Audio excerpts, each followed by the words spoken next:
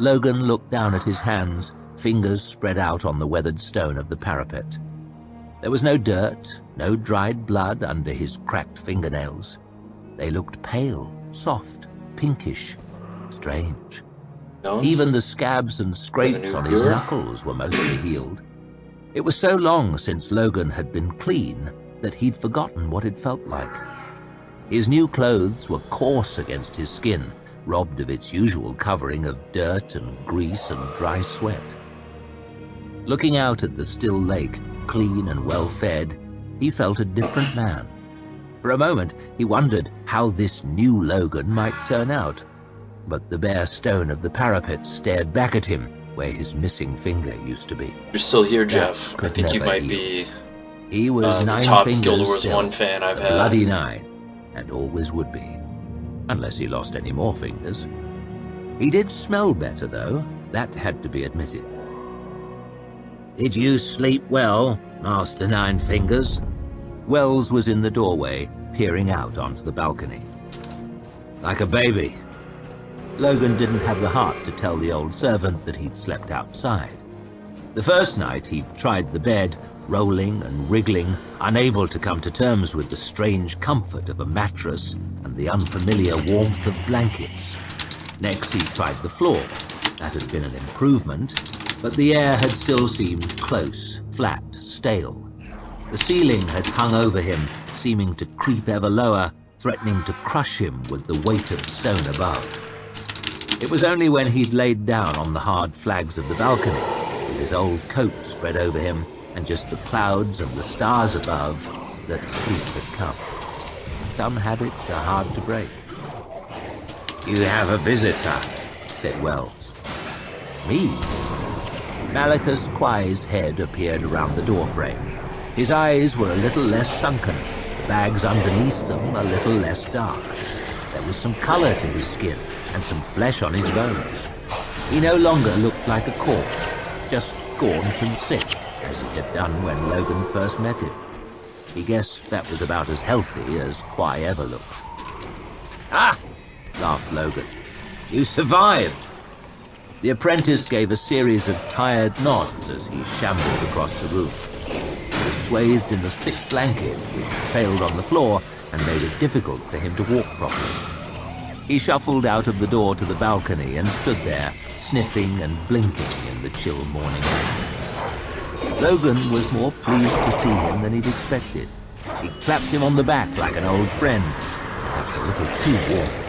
The apprentice stumbled, blanket tangled round his feet, and would have fallen if Logan hadn't put out an arm to steady him. "Still not quite in fighting shape," muttered Quai with a weak grin. "You look a deal better than when I last saw you." "So do you. You lost the beard, I see, and the smell, too. A few less scars and you'd look almost civilized." Logan held his hands up. "Anything but that." Wells ducked through the doorway into the bright morning light. He had a roll of cloth and a knife in his hand. "Could I see your arm, Master Nine Fingers?" Logan had almost forgotten about the cut.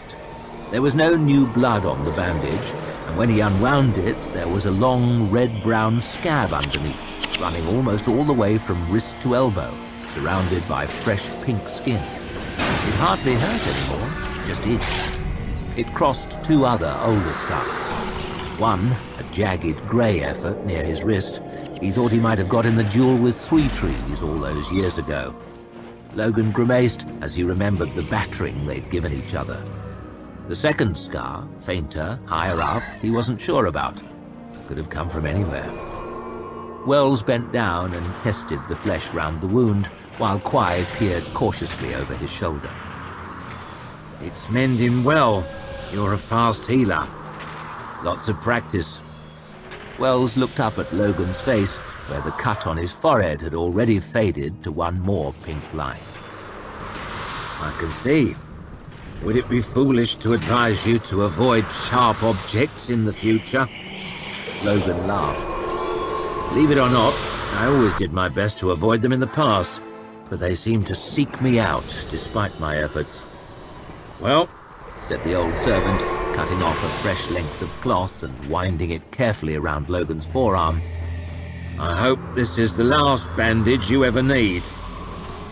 "So do I," said Logan, flexing his fingers. "So do I." But he didn't think it would be. "Breakfast will be ready soon." And Wells left the two of them alone on the balcony. They stood there in silence for a moment. Then the wind blew up cold from the valley. Quai shivered and pulled his blanket tight around him. "Out there, by the lake, you could have left me. I would have left me." Logan frowned. Time was he'd have done it and never given it a second thought. But things change. "I've left a lot of people in my time. Reckon I'm sick of that feeling."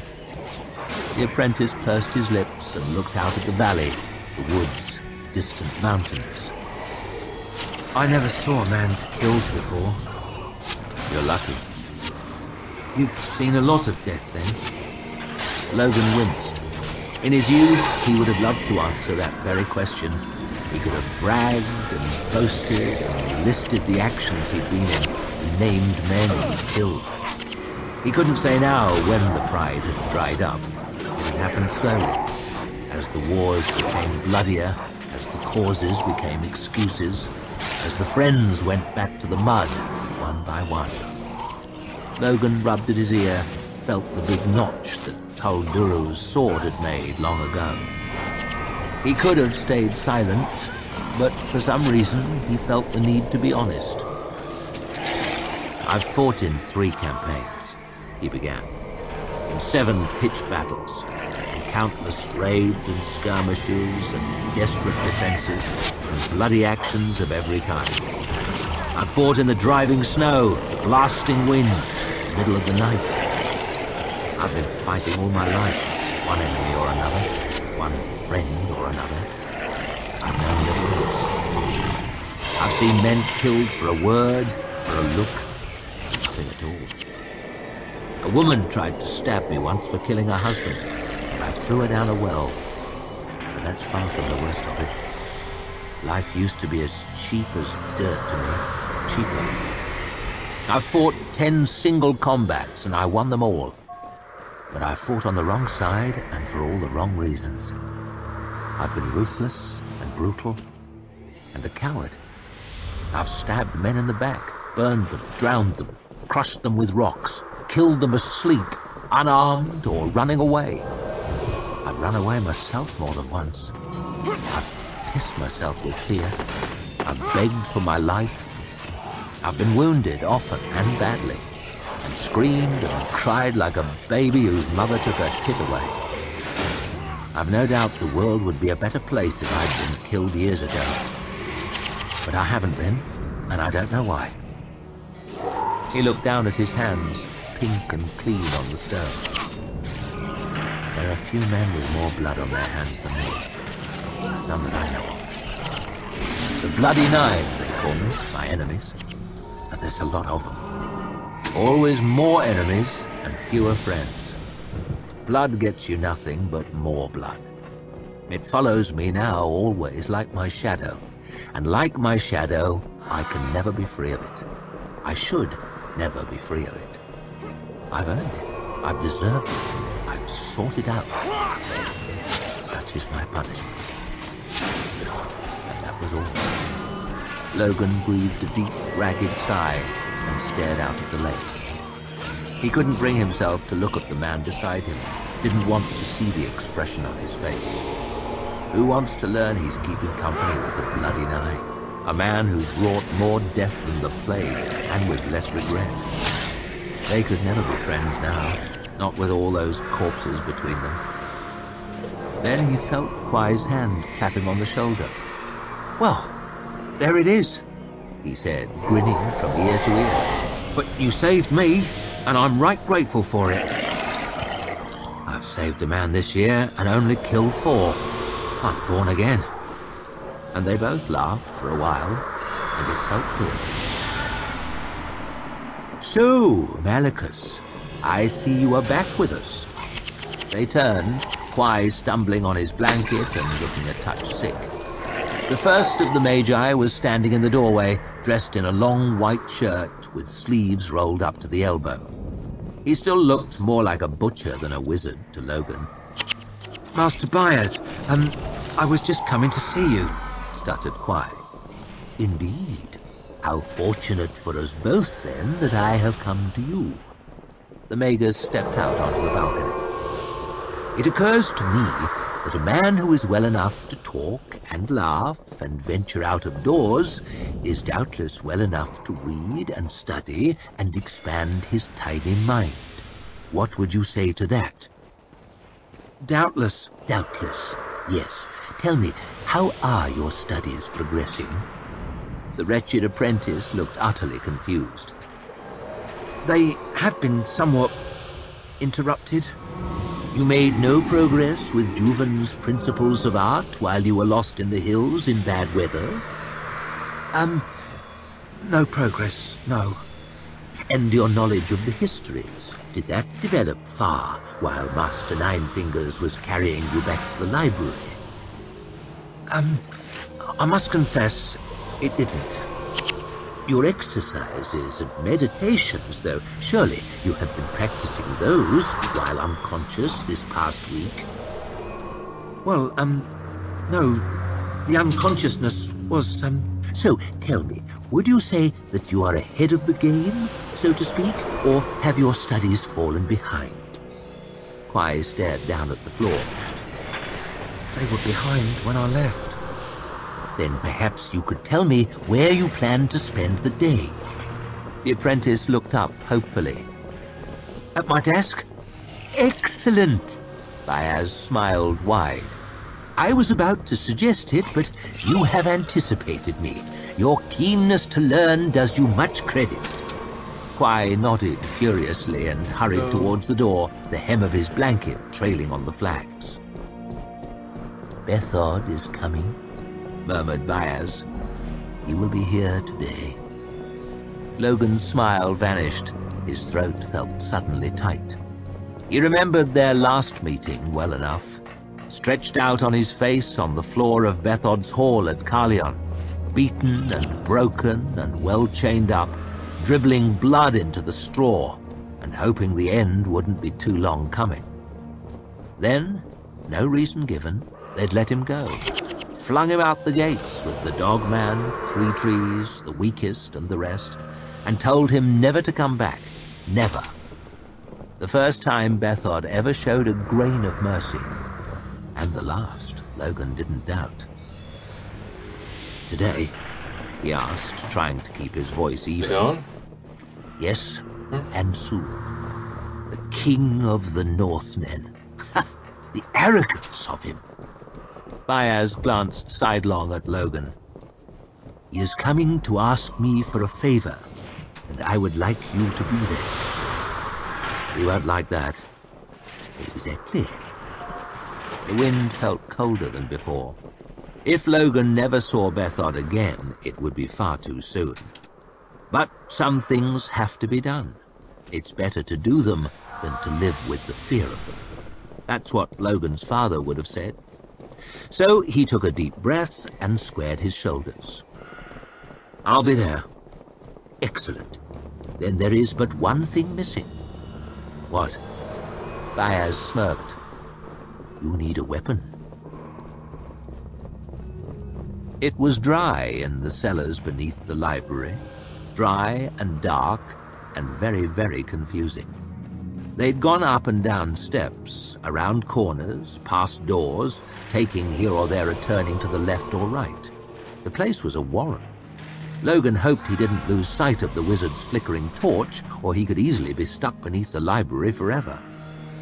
Dry down here, nice and dry, Byers was saying to himself, voice echoing down the passageway and merging with their flapping footfalls. There's nothing worse than damp for books. He pulled up suddenly next to a heavy door. Or for weapons. He gave the door a gentle shove, and it swung silently open. Look at that. Hasn't been opened for years, but the hinges still move smooth as butter. That's craftsmanship for you. Why does no one care about craftsmanship anymore? Baez stepped over the threshold without waiting for an answer, and Logan followed close behind. The wizard's torch lit up a long, low hall with walls of rough stone blocks, the far end lost in shadows. The room was lined with racks and shelves, the floor littered with boxes and stands, everything heaped and bursting with a mad array of arms and armor. Blades and spikes and polished surfaces of wood and metal caught the flickering torchlight as Baez paced slowly across the stone floor, weaving between the weapons and casting around. "Quite a collection," muttered Logan as he followed the magus through the clutter. "A load of old junk, mostly, but there should be a few things worth the finding." Baez took a helmet from a suit of ancient gilded plate armor and looked it over with a frown. "What do you make of that?" "I've never been much for armor." "No, you don't strike me as the type. All very well on horseback, I dare say, but it's a pain in the arse when you've a journey to make on foot." He tossed the helmet back onto its stand, then stood there staring at the armor, lost in thought. "Once you've got it on, how do you piss?" Logan frowned. He said, but Baez was already moving off down the room and taking the light with him. "You must have used a few weapons in your time, Master Nine Fingers. What's your preference for?" "I've never really had one," said Logan, ducking under a rusty halberd leaning out from a rack. "A champion never knows what he might be called on to fight with." Of course. Baez took up a long spear with a vicious barbed head and wafted it around a bit. Logan stepped back cautiously. "Deadly enough? You could keep a man at bay with one of these. The man with the spear needs a lot of friends, and they all need spears as well." Baez shoved it back on the rack and moved on.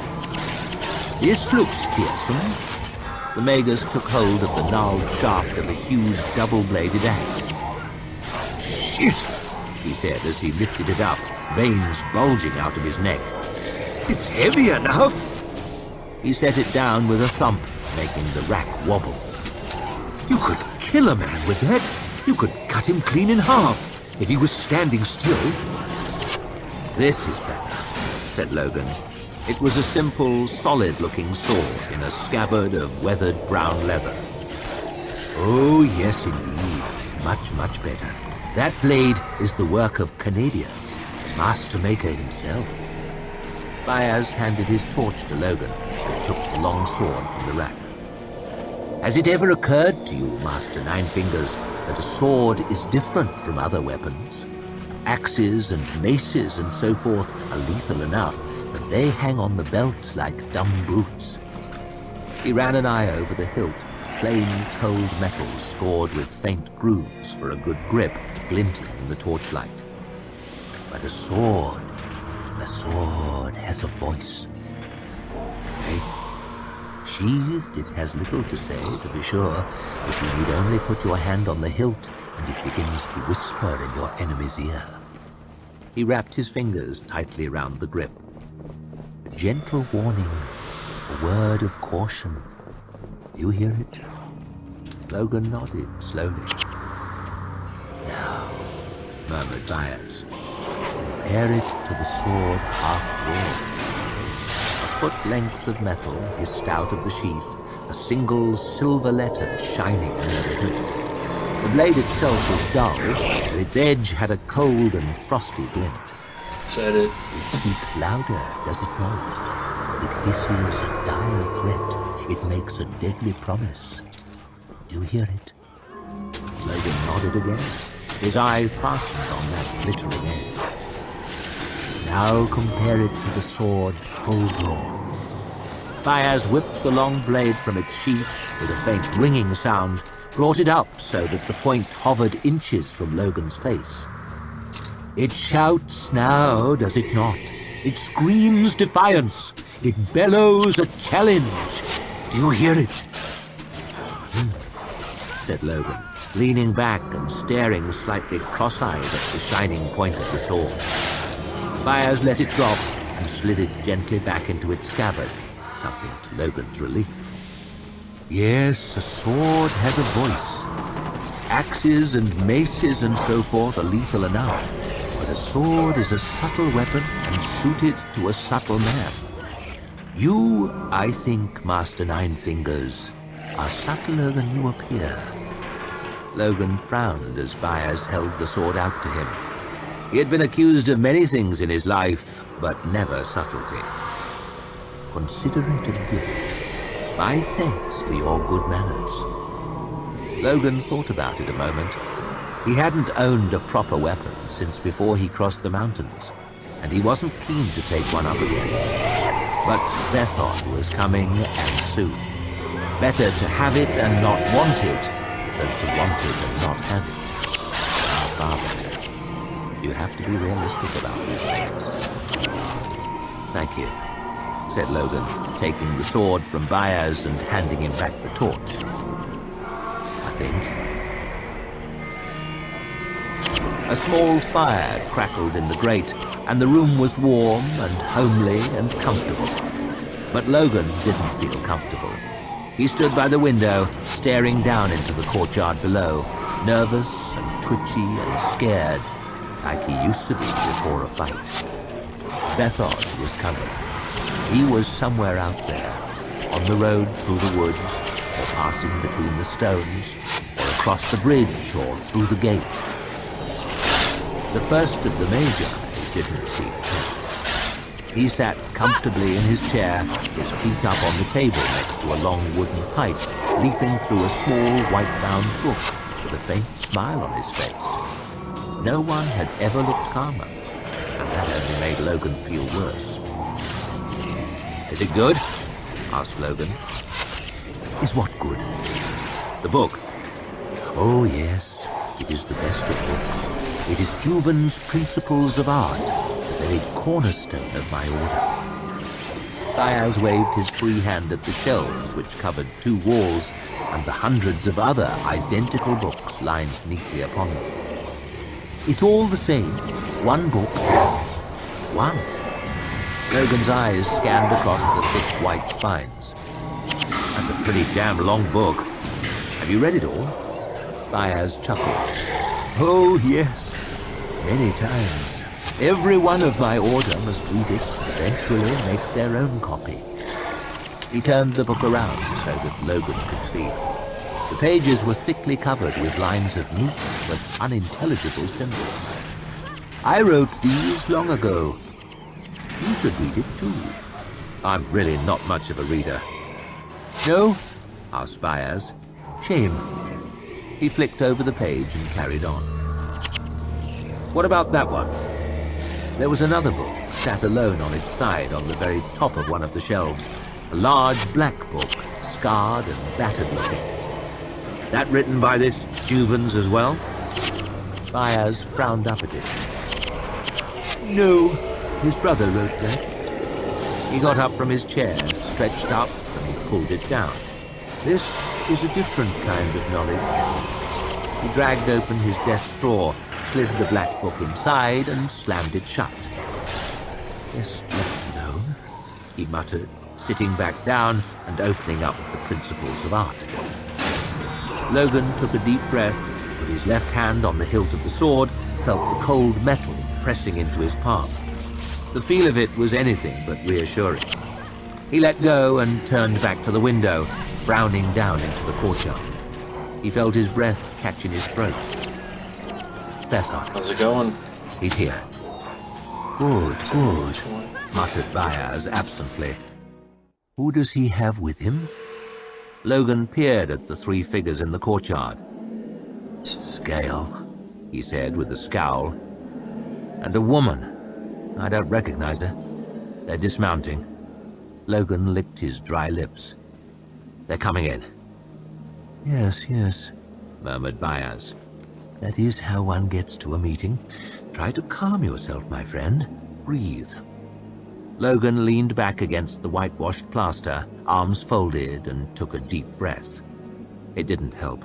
The hard knot of worry in his chest only pressed harder. He could hear heavy footsteps in the corridor outside. The doorknob turned. Scale was the first into the room. Bethod's eldest son had always been burly, even as a boy, but since Logan last saw him, he'd grown monstrous. His rock of a head seemed almost an afterthought on top of all that brawn, his skull a good deal narrower than his neck. He had a great block of jaw, a flat stub of a nose, and furious, bulging, arrogant little eyes. His thin mouth was twisted in a constant sneer, much like his younger brother Calder's, but there was less guile here and a lot more violence. He had a heavy broadsword on his hip, and his meaty hand was never far from it as he glowered at Logan, oozing malice from every pore. The woman came next. She was very tall, slender, and pale, almost ill-looking. Her slanting eyes were as narrow and cold as scales were bulging and wrathful, and were surrounded with a quantity of dark paint, which made them look narrower and colder still. There were golden rings on her long fingers, golden bracelets on her thin arms, golden chains around her white neck. She swept the room with her frosty blue eyes, each thing she noticed seeming to lift her to new heights of disgust and contempt. First the furniture, then the books, particularly Logan, and Baez most of all. The self-styled King of the Northmen came last, and more magnificent than ever, robed in rich colored cloth and rare white furs. He wore a heavy golden chain across his shoulders, a golden circlet round his head, set with a single diamond big as a bird's egg. His smiling face was more deeply lined than Logan remembered, his hair and beard touched with grey, but he was no less tall, no less vigorous, no less handsome, and he'd gained much of authority and wisdom, of majesty even. He looked every inch a great man, a wise man, a just man. He looked every inch a king. But Logan knew better. Bethod, said Baez warmly, snapping his book shut. my old friend. You can hardly imagine what a joy it is to see you again. He swung his feet off the table and gestured at the golden chain, the flashing diamond. And to see you so hugely advanced in the world. I remember the time was you were happy to visit me alone. But I suppose great men must be attended on, and I see you have brought some other people. Your charming son, I know, of course. I see that you've been eating well at least, eh, Scale? Prince Scale, rumbled Bethod's monstrous son, his eyes popping out even more. Said Baez with an eyebrow raised. I have not had the pleasure of meeting your other companion before. I am Kaurib. Logan blinked. The woman's voice was the most beautiful thing he'd ever heard. Calming, soothing, intoxicating. I am a sorceress, she sang, tossing her head with a scornful smile. a sorceress from the utmost north. Logan stood frozen, his mouth half open. His hatred seeped away. They were all friends here, more than friends. He couldn't take his eyes from her, didn't want to.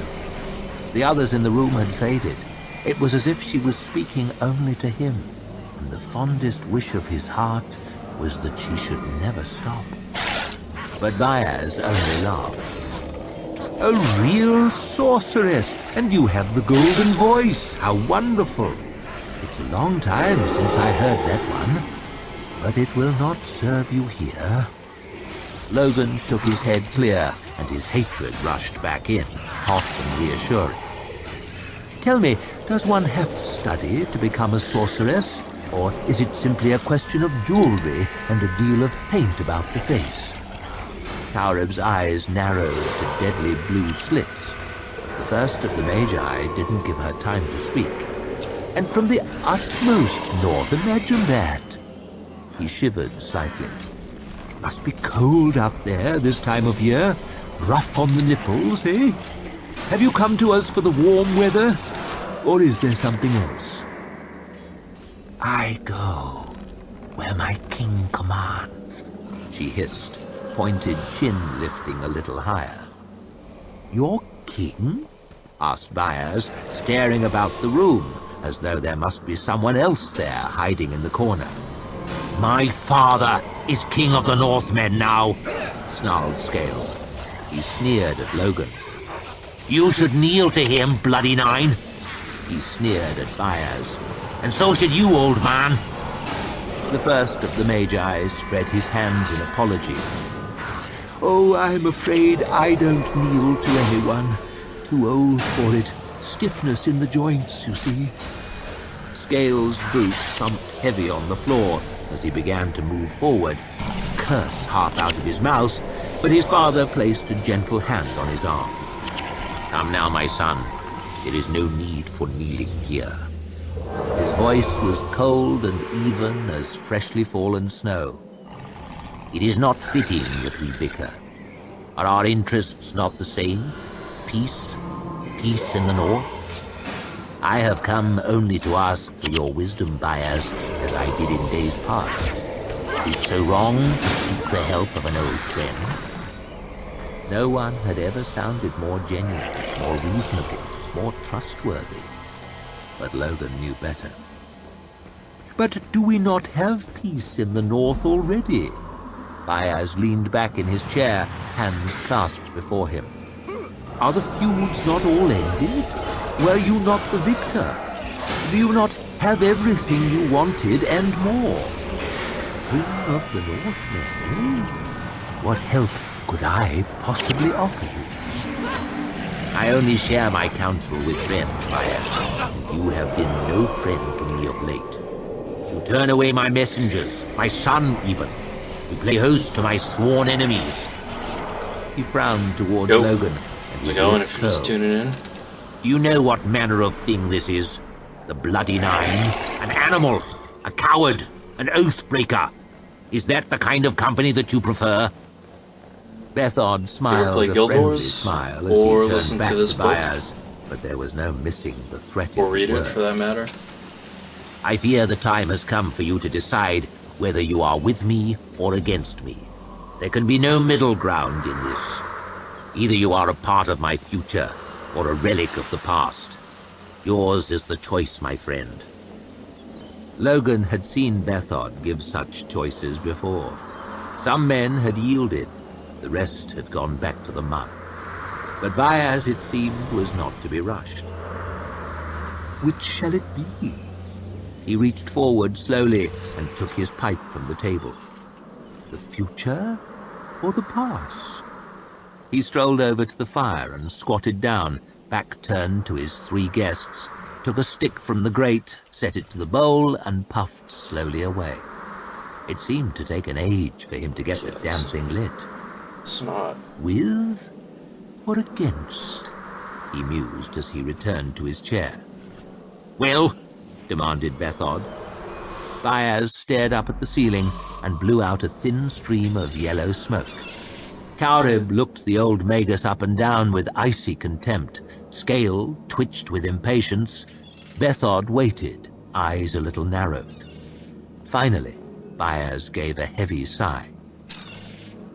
"Very well. I am with you." Bethod smiled wide, and Logan felt a lurch of terrible disappointment. He had hoped for better from the first of the Magi. Damn foolish, how he never learned to stop hoping. "Good," murmured the King of the Northmen. "I knew you would see my way of thinking in the end." He slowly licked his lips, like a hungry man watching good food. Ilona, land of the golden sun.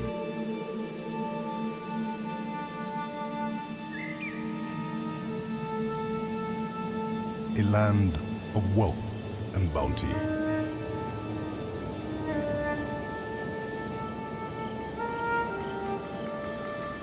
A land of heroes.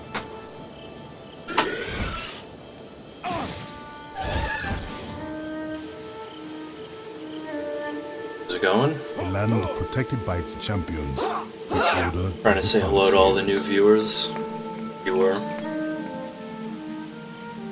playing Guild Wars 1, and in a second I'm going to be throwing on A shadow now falls upon this land.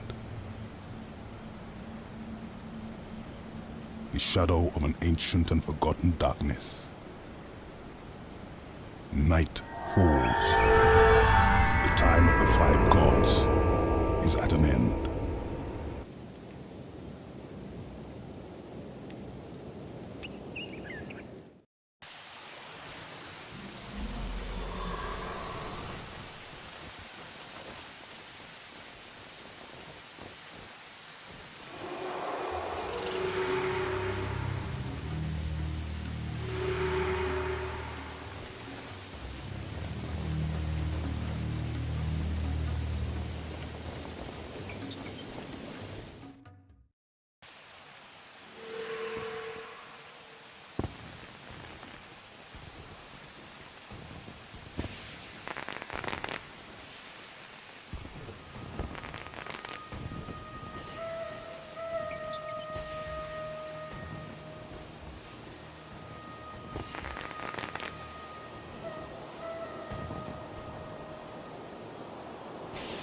Hey, you're just stopping by. I'm about to run to the bathroom.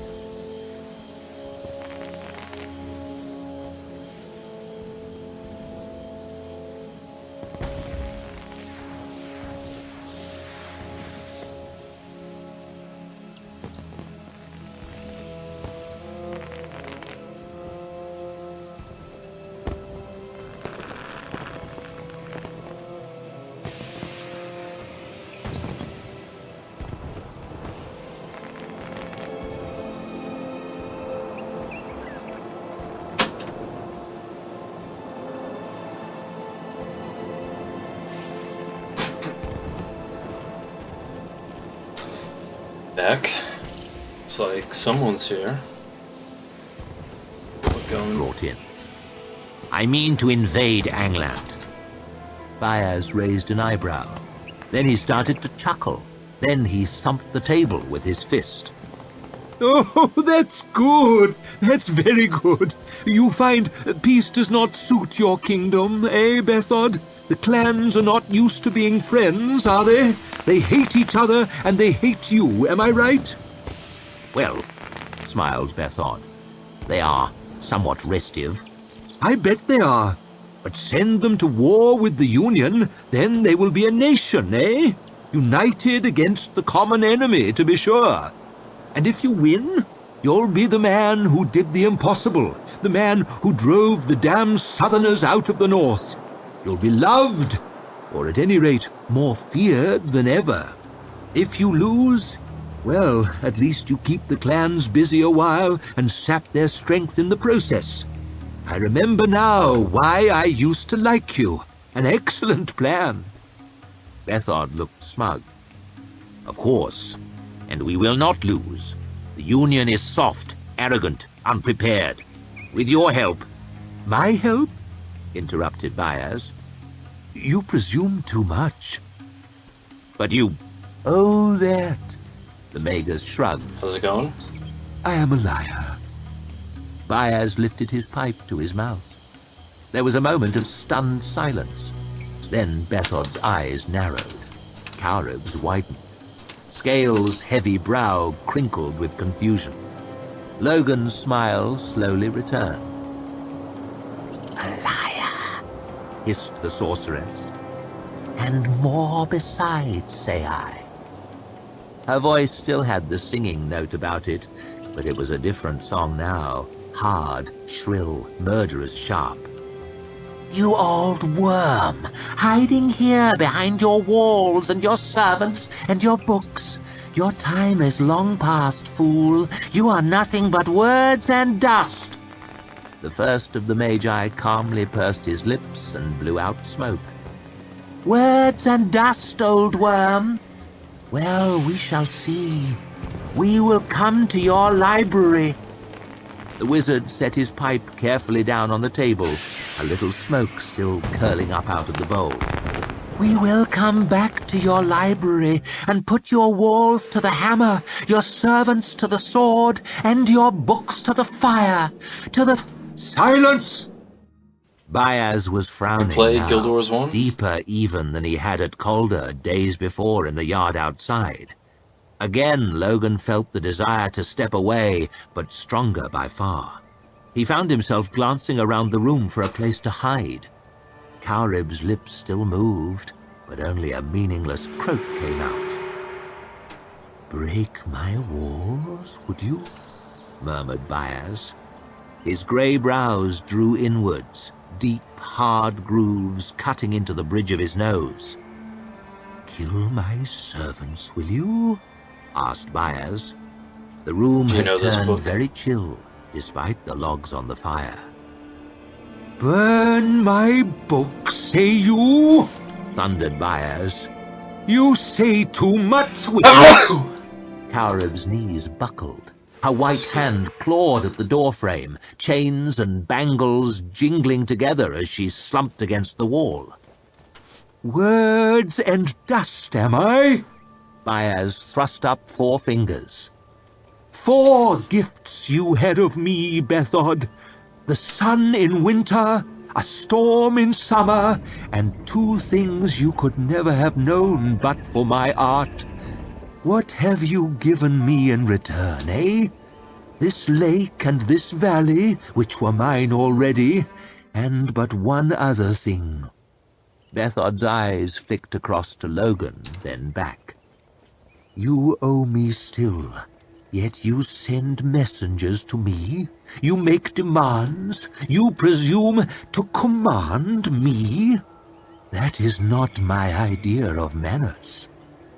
Scale had caught up now, and his eyes were near popping out of his head. "Manners? What does a king need with manners? A king takes what he wants." And he took a heavy step towards the table. Now, Scale was big enough and cruel enough, to be sure. Most likely, you could never find a better man for kicking someone once he was down. How's it going? But Logan wasn't down, not yet, and he was good and sick of listening to this bloated fool. He stepped forward to block Scale's path, resting his hand on the hilt of his sword. "Far enough!" The prince looked Logan over with his bulging eyes, held up his meaty fist, squeezing his great fingers so the knuckles turned white. "Don't tempt me, Nine Fingers, you broken cur. Your day's long past. I could crush you like an egg." "You can try it, but I've no mind to let you. You know my work. 1 step more, and I'll set to work on you, you fucking swollen pig." "Scale," snapped Bethod. "There is nothing for us here. That much is plain. We are leaving." The hulking prince locked his great lump of a jaw, his huge hands clenching and unclenching by his sides, glowering at Logan with the most bestial hatred imaginable. Then he sneered and slowly backed away. Baez leaned forward. "You said you would bring peace to the north, Bethod, and what have you done? You have piled war on war. The land is bled white with your pride and your brutality. King of the Northmen? Ha! You're not worth the helping. And to think I had such high hopes for you." Bethod only frowned. his eyes as cold as the diamond on his forehead. "You have made an enemy of me, Baez, and I am a bad enemy to have, the very worst. You will yet regret this day's work." He turned his scorn on Logan. "As for you, Nine Fingers, you will have no more mercy from me. Every man in the north will be your enemy now. You will be hated and hunted and cursed wherever you go.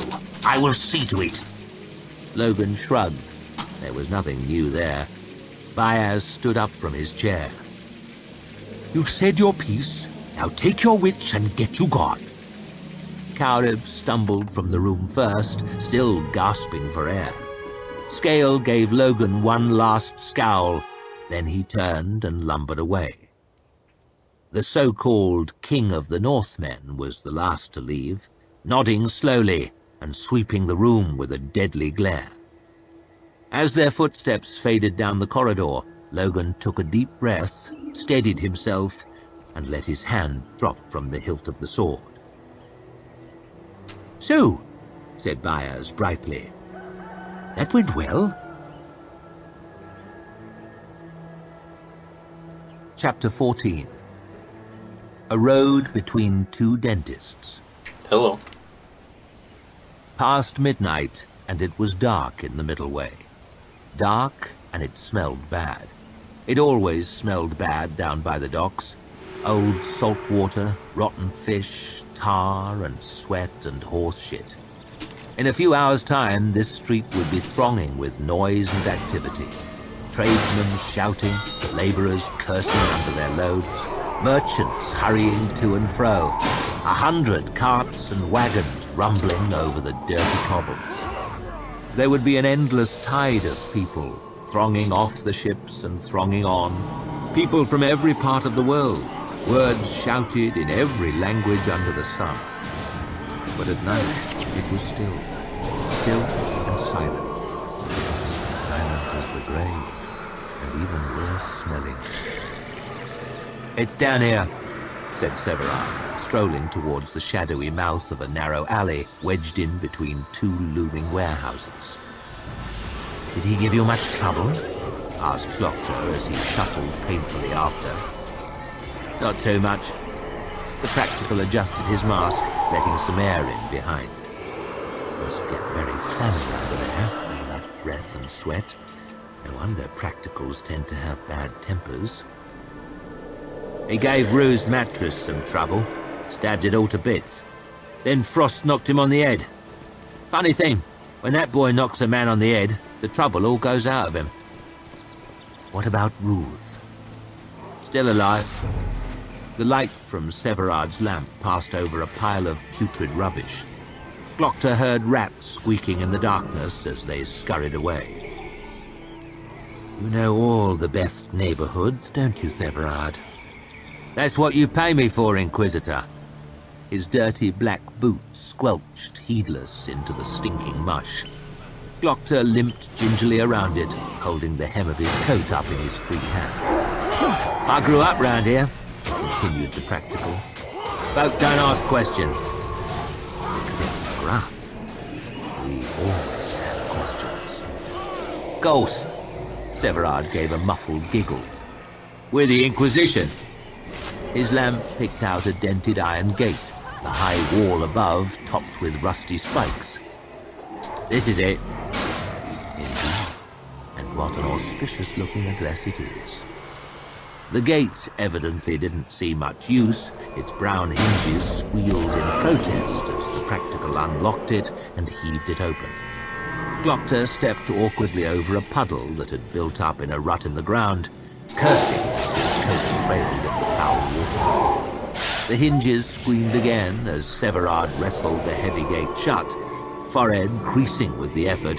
Then he lifted the hood on his lantern, lighting up a wide ornamental courtyard, choked with rubble and weeds and broken wood. "And here we are," said Severard. It must once have been a magnificent building in its way. How much more those windows have got? How much much all that decorative stone. Visitors must have been awed by its owner's wealth, if not his good taste. But no more. The windows were blinded with rotting boards. The swirls of masonry were choked with moss and caked with bird droppings. The thin layer of green marble on the pillars was cracked and flaking, exposing the rotten plaster underneath. All was crumpled, broken, and decayed. Fallen lumps of the facade were strewn everywhere, casting long shadows on the high walls of the yard. Half the head of a broken cherub stared mournfully up at So we got a Proctor couple as new he viewers. limped past. He You had know been if you either know expecting this some game or dingy know this warehouse, audiobook. some dank cellar near the water. "What is this place?" he asked, staring up at the rotting palace. "Some merchant built it years ago." Severard kicked a lump of broken sculpture out of his way, and it clattered off into the darkness. "A rich man, very rich, wanted to live near his warehouses and his wharves, keep one eye on business." He strolled up the tracks and mossy steps to the huge flaking front door. He thought the idea might catch on, but how could it? Who'd want to live round here if they didn't have to? Then he lost all his money, as merchants do. His creditors have had trouble finding a buyer. Glockter stared at a broken fountain, leaning at an angle and half filled with stagnant water. "Hardly surprising." Severard's lamp barely lit the cavernous space of the entrance hall. Two enormous, curved, slumping staircases loomed out of the gloom. A wide balcony ran around the walls at first floor level, but a great section of it had collapsed and crashed through the damp floorboards below, so that one of the stairways ended, amputated, hanging in the empty air. The damp floor was strewn with lumps of broken plaster, fallen roofing slates, shattered timbers, and a spattering of grey bird droppings. The night sky peered in through several yawning holes in the roof. Glockter could hear the vague sound of pigeons cooing in amongst the shadowy rafters, and somewhere the slow dripping of water. What a place. Glockter stifled a smile. It reminds me of myself in a way. We both were magnificent once, and we both have our best days far behind us. "It's big enough, wouldn't you say?" asked Severard, picking his way in amongst the rubble towards a yawning doorway under the broken staircase, his lamp casting strange slanting shadows as he moved. "Oh, I'd have thought so, unless we get more than 1,000 prisoners at once." Glockter shuffled after him, leaning heavily on his cane, worried about his footing on the slimy floor. "I'll slip and fall right on my arse, right here in all this bird shit. That would be perfect." The arch opened into a crumbling hall, rotten plaster falling away in sheets, showing the damp bricks beneath. Gloomy doorways passed by on either side. The sort of place that would make a man nervous, if he was prone to nervousness. He might imagine unpleasant things in these chambers, just beyond the lamplight, and horrible acts taking place in the darkness. He looked up at Severard, ambling jauntily along the front, tuneless whistling, Gotta say vaguely hello to audible every new from viewer. behind his mask, and frowned. "But we are not prone to nervousness. Perhaps we are the unpleasant things. Perhaps the acts are ours." "How big is this place?" asked Glockter as he hobbled along. 35 rooms, not counting the servants' quarters." "A palace? How the hell did you find it?" "I used to sleep here some nights, after my mother died. I found a way in. The roof was still mostly on back then, and it was a dry place to sleep. Dry and safe, more or less." "Ah, what a hard life it's been. Thug and torturer is a real step up for you, isn't it? Every man has his excuses. The more vile the man becomes, the more touching the story has to be. What is my story now, I wonder? Ever resourceful, eh, Severard? That's what you pay me for, Inquisitor." They passed into a wide space. A drawing room, a study, a ballroom even, it was big enough. Once beautiful panels were sagging from the walls, covered in mold and flaking gilt paint. Severard moved over to one, still attached, and pushed it firmly at one side. There was a soft click as it swung open, revealing a dark archway beyond. Let me know if you know this game. How sinister. How very appropriate. This place is as full of surprises as you are, said Glockter, limping painfully towards the opening. And you wouldn't believe the price I got. Or the audiobook. We bought this? Oh no, I did, with Rue's money. And now I'm renting it to you. Severard's eyes sparkled in the lamplight. It's a gold mine. Hello, hello? Laughed Glockter as he shuffled carefully down the steps. All this and a head for business too. Perhaps I'll be working for Arch-Lector Severard one of these days. Stranger things have happened.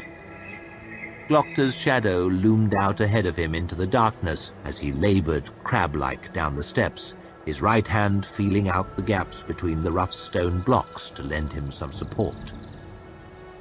The cellars go on for miles, muttered Severard from behind. We have our own private access to the canals, and to the sewers too, if you're interested in sewers. They passed a dark opening on their left, then another on their right, always going slowly downwards. Frost tells me you can get all the way from here to the Agrion without once coming up for air. That could be useful. I'd say so, if you can stand the smell. Severard's lamp found a heavy door with a small barred opening.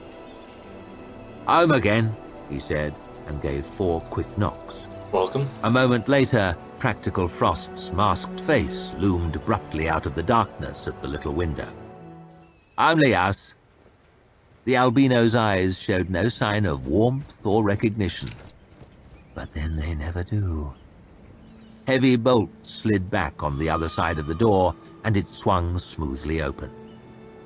There was a table and chair, and fresh torches on the walls, but they were unlit. It must have been pitch black in here until our little lamp arrived. Glockter looked over at the albino. Have you just been sitting here in the dark? The hulking Practical shrugged, and Glockter shook his head. Sometimes I worry about you, Practical Frost. I really do. He's down here, said Severard, ambling off down the hall, heels making clicking echoes on the stone flags of the floor. This must once have been a wine cellar. There were several barrel-vaulted chambers leading off to either side, sealed with heavy gratings. Glockter! Salem Rue's fingers were gripped tightly round the bars, his face pressed up between them. Glockter stopped in front of the cell and rested his throbbing leg.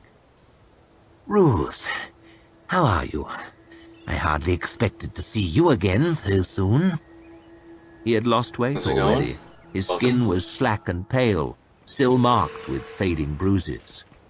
He does not look well, not well at all. What's happening, Glockter? Please, why am I here? Well, where's the harm? It seems the Arch-Lector still has a use for you. He wants you to give evidence. Glockter leaned towards the bars. Before the open council, he whispered. Ruse grew paler still. Then what? We'll see. Angland, Ruse, Angland. What if I refuse? Refuse the Arch-Lector? Glockter chuckled. No, Ruse. You don't want to do a thing like that. He turned away and shuffled after Severard. For pity's sake, it's dark down here. You'll get used to it, Glockter called over his shoulder. Amazing what one can get used to. The last of the chambers held their latest prisoner. Chained up to a bracket in the wall, naked and bagged, of course. He was short and stocky, tending slightly to fat, with fresh grazes on his knees, no doubt from being flung into the rough stone cell. So, this is our killer, eh? The man rolled himself up onto his knees when he heard Gloctor's voice straining forward against his chains. A little blood had soaked through the front of the bag and dried there, making a brown stain on the canvas. A very unsavoury character indeed, said Severard. Doesn't look too fearsome now, though, does he? They never do, once they're brought to this. Where do we work? Severard's eyes smiled even more. Oh, you're going to like this, Inquisitor.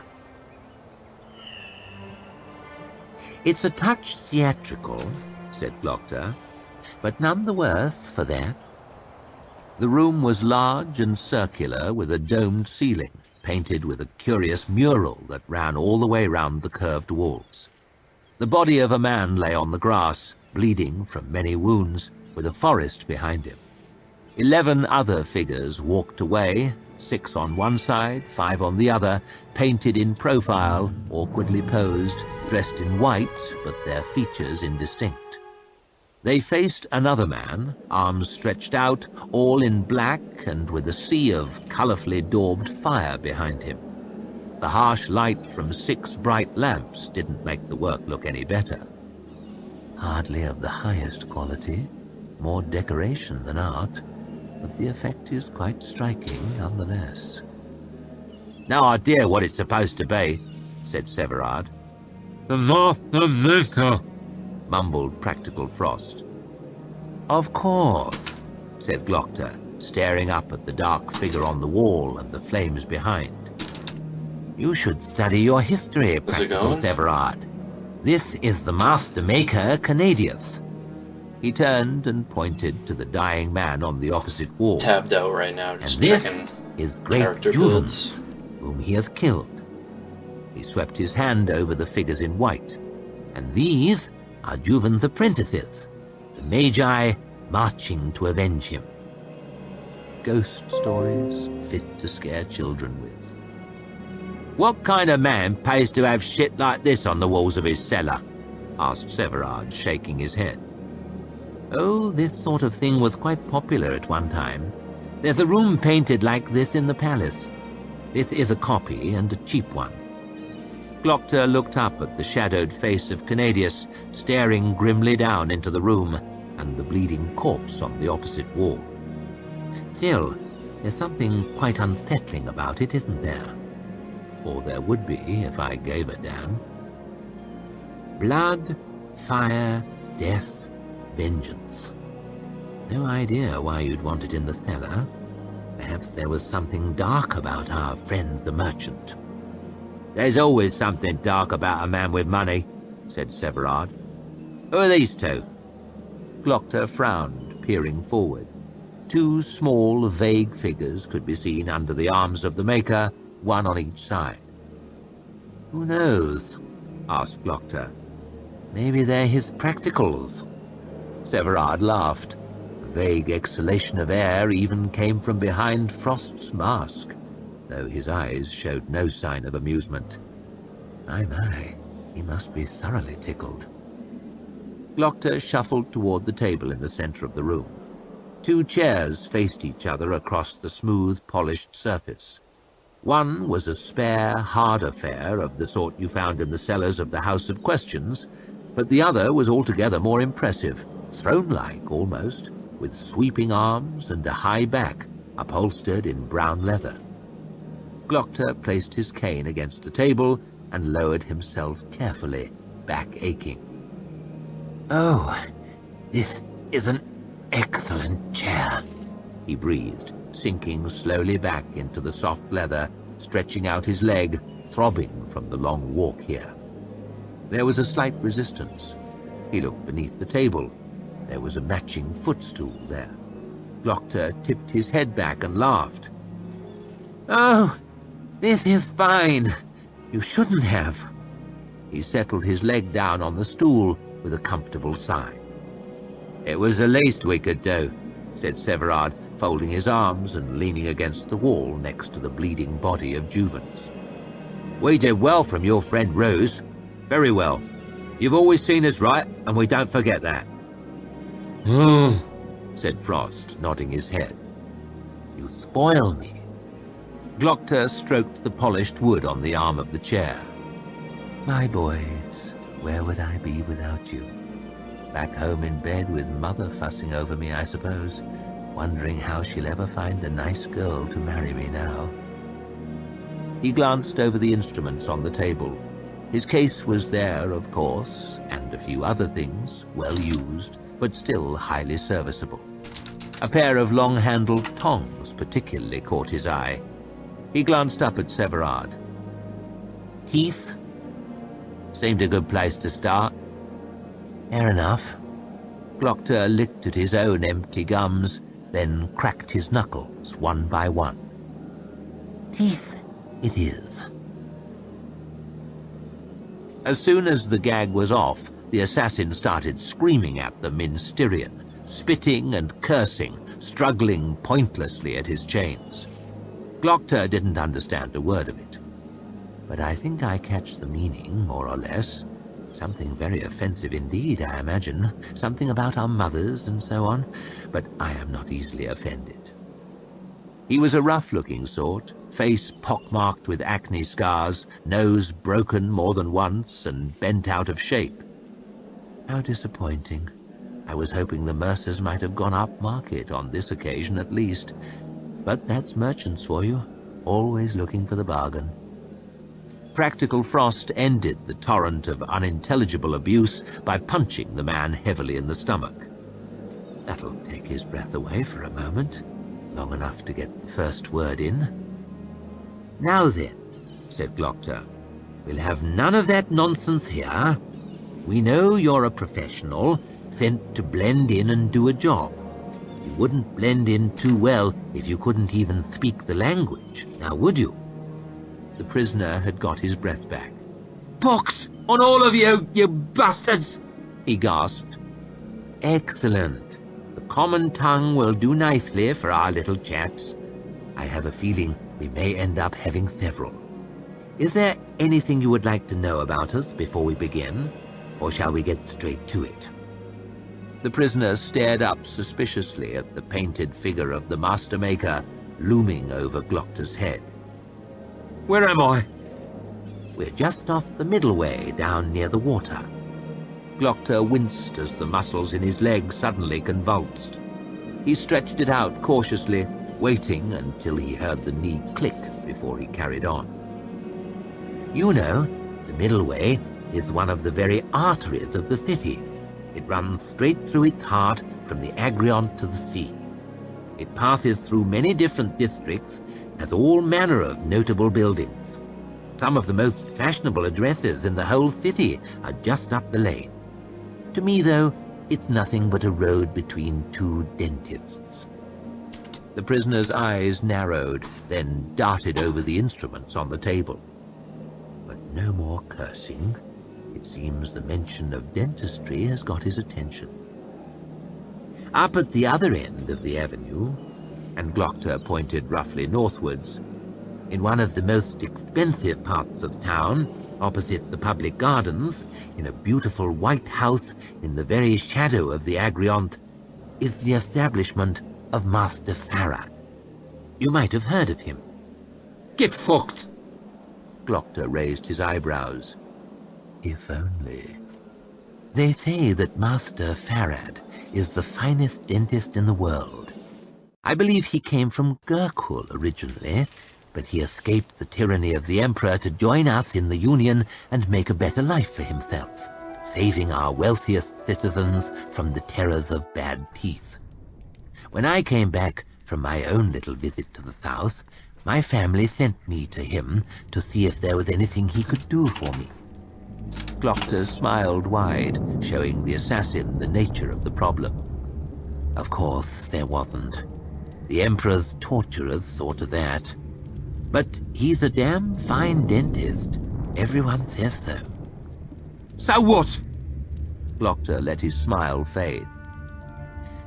Down at the other end of the middle way, down near the sea, in amongst the filth and the scum and the slime of the docks, am I. The rent may be cheap hereabouts, but I feel confident that once we have spent some time together, you will not think me any less talented than the esteemed Master Farad. It is simply that my talents lie in a different direction. The good master eases the pain of his patients, while I am a dentist, and Glockter leaned slowly forward, of a different sort. The assassin laughed in his face. Do you think you can scare me with a bag on the head and a nasty painting? He looked round at Frost and Severard. You crowd of freaks! Do I think we scare you? The three of us? Glockter allowed himself a chuckle at that. Here you sit, alone, unarmed and thoroughly restrained. Who knows where you are but us, or cares to know? You have no hope of deliverance or of escape. We're all professionals here. I think you can guess what's coming, more or less. Glockter grinned a sickly grin. Of course we scare you. Don't play the fool. You hide it well, I'll admit, but that can't last. The time will come soon enough when you'll be begging to go back in the bag.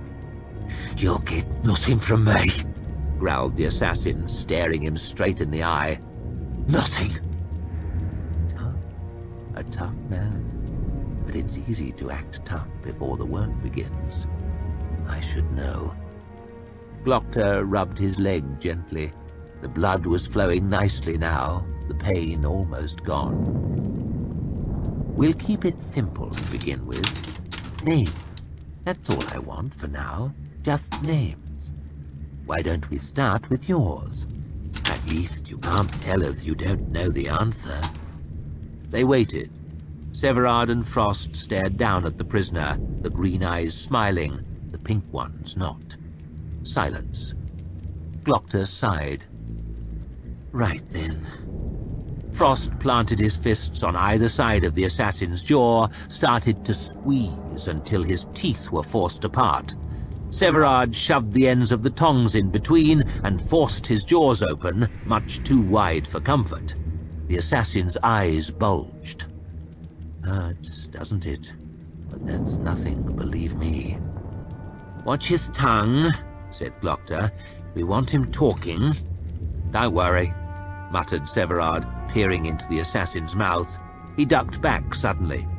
Ah! His breath smells like shit. Shame.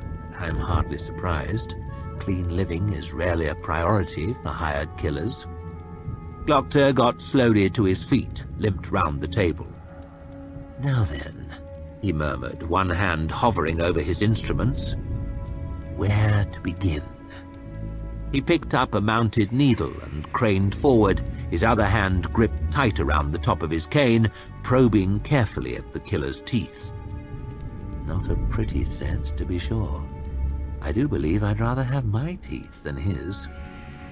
Dear me, these are in a terrible state, rotten through and through. That's why your breath stinks so badly. There's no excuse for it, a man of your age. Ah! Yelped the prisoner as Glockter touched a nerve. He tried to speak, but with the tongs in place, he made less sense than practical Frost. Quiet now. You've had your chance to talk. Perhaps you'll get another later. I haven't decided. Glockter put the needle back down on the table, shaking his head sadly. Your teeth are a fucking disgrace. Revolting. I do declare they're just about falling out on their own.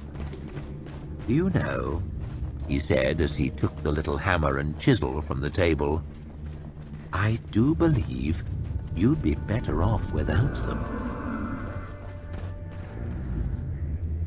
Chapter 15. Flatheads. Grey morning time, out in the cold, wet woods, and the dogman was just sat there, thinking about how things used to be better. Sat there, minding the spit, turning it round every once in a while, and trying not to get too nervous with the waiting. Talduru wasn't helping any with that. He was striding up and down the grass, round the old stones and back, wearing his great boots out, as patient as a wolf on heat. Dogman watched him stomping, clomp, clomp, clomp. He'd learned a long time ago that great fighters are only good for one thing: fighting, and pretty much everything else, and waiting in particular, they're fucking useless.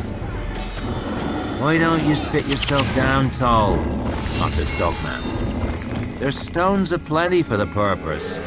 Warmer here by the fire and all. Rest those flapping feet of yours, you're getting me twitchy." "Sit me down," rumbled the giant, coming up and looming over the Dogman like a great bloody house. "How can I sit, or you either?" He frowned across the ruins and into the trees from under his great heavy brows. "You sure this is the place?" "This is the place." Dogman stared round at the broken stones, hoping like hell that it was. He couldn't deny there was no sign of them yet. "They'll be here, don't you worry." So long as they ain't all got themselves killed, he thought, but he had the sense not to say it. He'd spent enough time marching with Tull Duru Thunderhead to know you don't get that man stirred up, unless you want a broken head, of course. "They better be here soon as all." Tull's bloody great hands curled up into fists fit to break rocks with. "I got no taste for just sitting here arse in the wind." "Nor do I neither," said the Dogman, showing his palms and doing his best to keep everything gentle. "But don't you fret on it, big lad. They'll be along soon enough, just the way we planned. This is the place." He eyed the hog crackling away, dripping some nice gravy in the fire. His mouth was watering good now. His nose was full of the smell of meat. And something else besides. Just a whiff. He looked up, sniffing. "You smell something?" asked Tull, peering into the woods. "Something, maybe." The Dogman leaned down and took a hold on his bow. "What is it? Shanker?" "Not sure. Could be." He sniffed the air again. Smelled like a man, and a mighty sour-smelling one at that. "I could have killed the fucking pair of you." Dogman span about, half falling over and near fumbling his bow while he did it.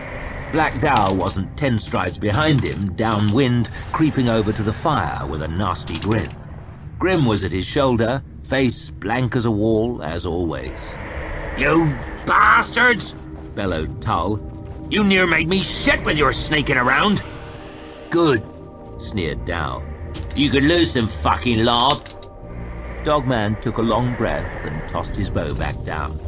Some relief to know they were in the right spot after all, but he could have done without the scare. He'd been jumpy since he saw Logan go over the edge of that cliff. Roll right on over, and not a thing anyone could do about it. Could happen to anyone any time. Yes, that was a fact. Grim clambered over the broken stones and sat himself down on one next to the Dogman, gave him the barest of nods. "Me?" barked Dow, shoving past Tull and flopping down beside the fire, ripping a leg of the carcass and tearing into it with his teeth. And that was it. That was all the greeting after a month or more apart. "A man with friends is rich indeed," muttered the Dogman out the corner of his mouth. "What say?" spat Dow, cold eyes sliding round, his mouth full of pig, his dirty, stubbly chin all shiny with grease. Dogman showed his palms again. "Nothing to take offence at." He'd spent enough time marching with Black Dow to know you might as well cut your own neck as make that evil bastard angry. "Any trouble why we were split up?" he asked, looking to change the subject. Grim nodded. "Some fucking flatheads," snarled Dow, spraying bits of meat in Dogman's face. "They're bloody everywhere." He pointed the hog's leg across the fire like it was a blade. "I've taken enough of this shit. I'm going back south. It's too bloody cold by half. Fucking flatheads everywhere. Bastards. I'm going south." "You scared?" asked Tull. Dow turned to look up at him with a big yellow grin. The Dogman winced. It was a damn fool of a question, that. He'd never been scared in his life, Black Dow. Didn't know what it was to be scared. Feared of a few shanker? Me? He gave a nasty laugh. We done some work on 'em while you two been snoring. Gave some of 'em warm beds to sleep in. Too warm by half. Burned 'em, muttered Grim. That was a full day's talk out of him already. Burned the whole fucking pile of 'em, hissed Dow, grinning like he'd never heard such a joke as corpses on fire. I don't scare me, big lad, no more than you do. But I don't plan to sit here waiting for 'em neither. Just so Three Trees has time to haul his flabby old arse out of bed. I'm going south. And he tore off another mouthful of meat. Who's got the flabby arse now? Dogman cracked a grin as he saw Three Trees striding over towards the fire, and he started up and grabbed the old boy by the hand. He had Fawley the weakest with him and all, and Dogman clapped the little man on the back as he came past. Nearly knocked him over. He was that pleased to see they were all alive and made it through another month. Didn't hurt to have some leadership round the fire neither.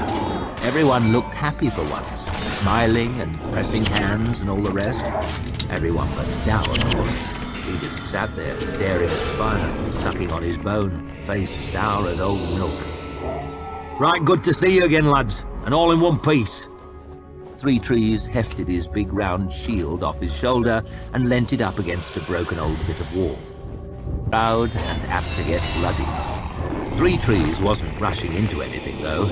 He took a moment to think on it, like always. Loved to take his moment, that one. That was what made him so dangerous.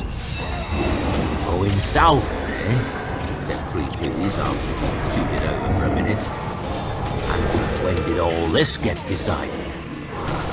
Nothing's decided, said the dog man, showing his palms one more time. He reckoned he might be doing that a lot from now on.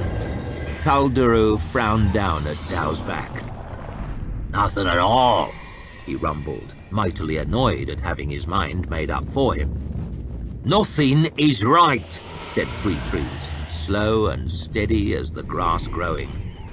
I don't recall this being no voting band. Dow took no time at all to think about that. He never took time, that one.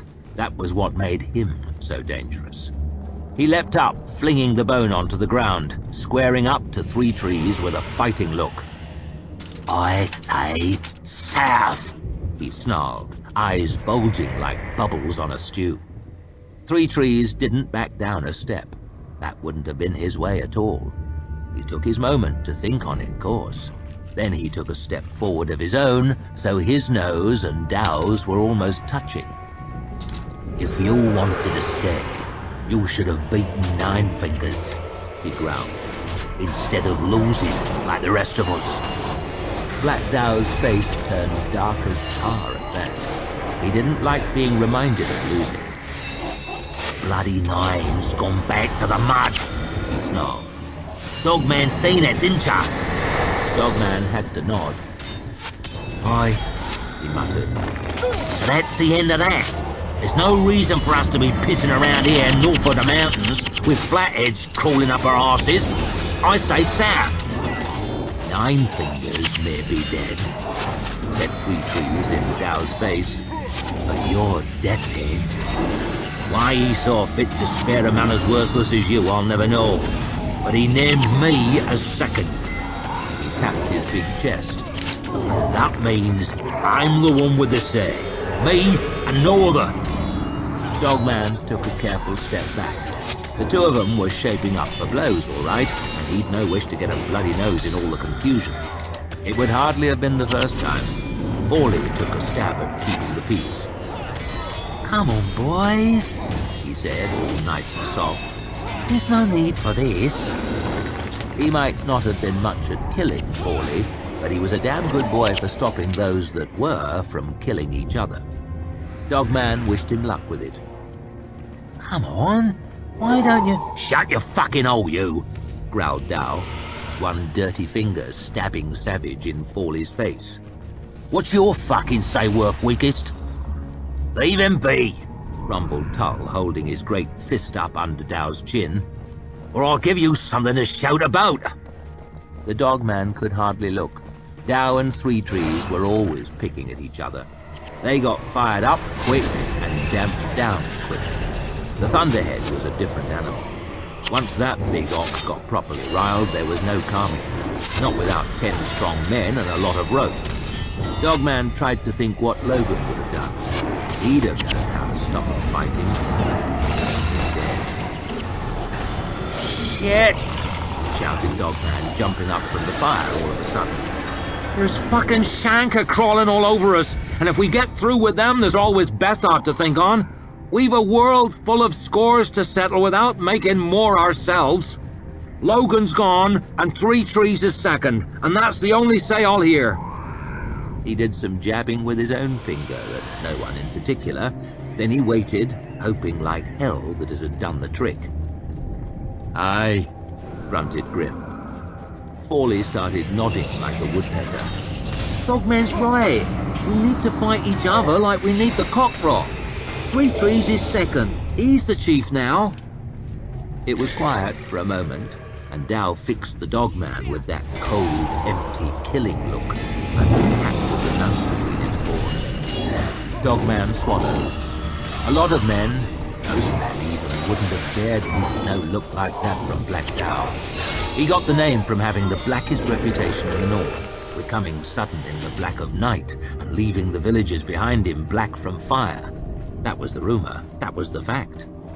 It took all the bones Dogman had not to stare at his boots. He was just ready to do it when Dow looked away, eyed the others, one at a time. Most men wouldn't have met that look, but these here weren't most men. You could never have hoped to meet a bloodier crowd, not anywhere under the sun. Not a one of them backed down, or even seemed to consider it. Apart from Fawley the weakest, of course. He was staring at the grass before his turn even came.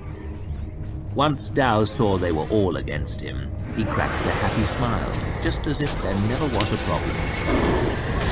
"Fair enough," he said to Three Trees. The anger all seemed to drain away in an instant. "What's it to be then, Chief?" Three Trees looked over at the woods. He sniffed and sucked at his teeth. He scratched at his beard, taking his moment to think on it. He looked each one of them over, considering.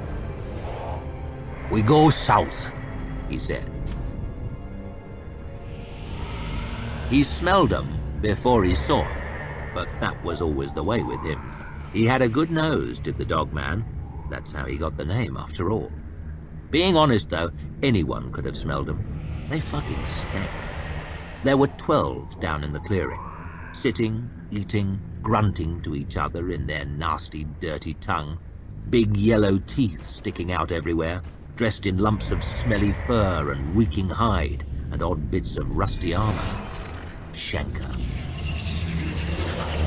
"Flatters," Dogman muttered to himself. He heard a soft hiss behind, turned round to see Grim peering up from behind a bush. He held out his open hand to say stop, tapped the top of his skull to say flatheads, held up his fist, then 2 fingers to say 12, and pointed back down the track towards the others. Grim nodded and faded away into the woods.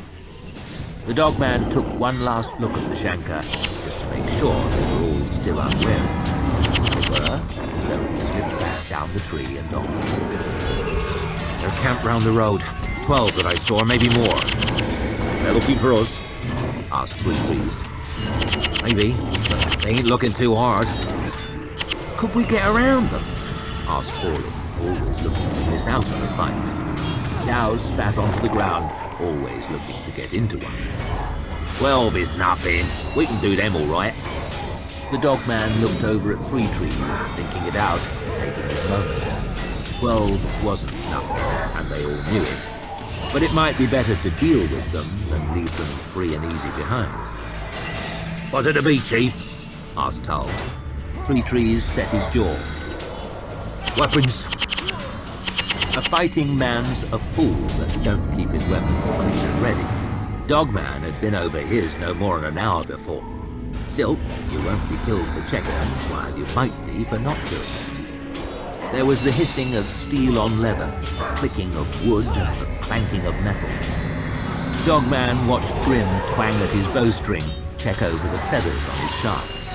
He watched Talduru run his thumb down the edge of his big heavy sword, almost as tall as Fawley was, clucking like a chicken at a spot of rust.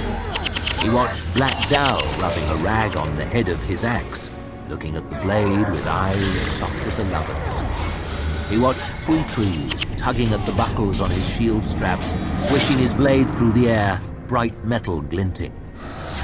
The Dogman gave a sigh, pulled the straps on his guard tighter round his left wrist, checked the wood of his bow for cracks. He made sure all his knives were where they should be. You can never have too many knives, Logan had told him once, and he'd taken it right to heart. He watched Fawley checking his short sword with clumsy hands, his mouth chewing away, eyes all wet with fear. And with his own nerves jumping, he glanced round at the others. Dirty, scarred, frowns, and lots of beard. There was no fear there, no fear at all. But that was nothing to be ashamed at. Different men have different ways, Logan had told him once, and you have to have fear to have courage. He'd taken that right to heart as well. He walked over to Fawley and gave him a clap on the shoulder. "You have to have fear to have courage," he said. "That's so?" "So they say, and it's a good thing too." The Dogman leaned close so no one else could hear. "'Cause I'm about ready to shit." He reckoned that's what Logan would have done, and now that Logan had gone back to the mud, it felt different. Fawley gave half a smile, but it slumped pretty fast. More scared than ever. There's so much you could do. "Right, boys," said Three Trees once the gear was all checked and stowed in its proper places. "Here's how we'll get it done. Grim, Dogman, opposite sides of their camp out in the trees. Wait for the signal, then shoot any flathead with a bow. Failing that, whatever's closest." "Right you are, Chief," said the Dogman. Grim gave a nod. "Tong, you and me take the front, but wait for the signal, eh?" "Aye," rumbled the giant. "Dow, you and Fawley at the back.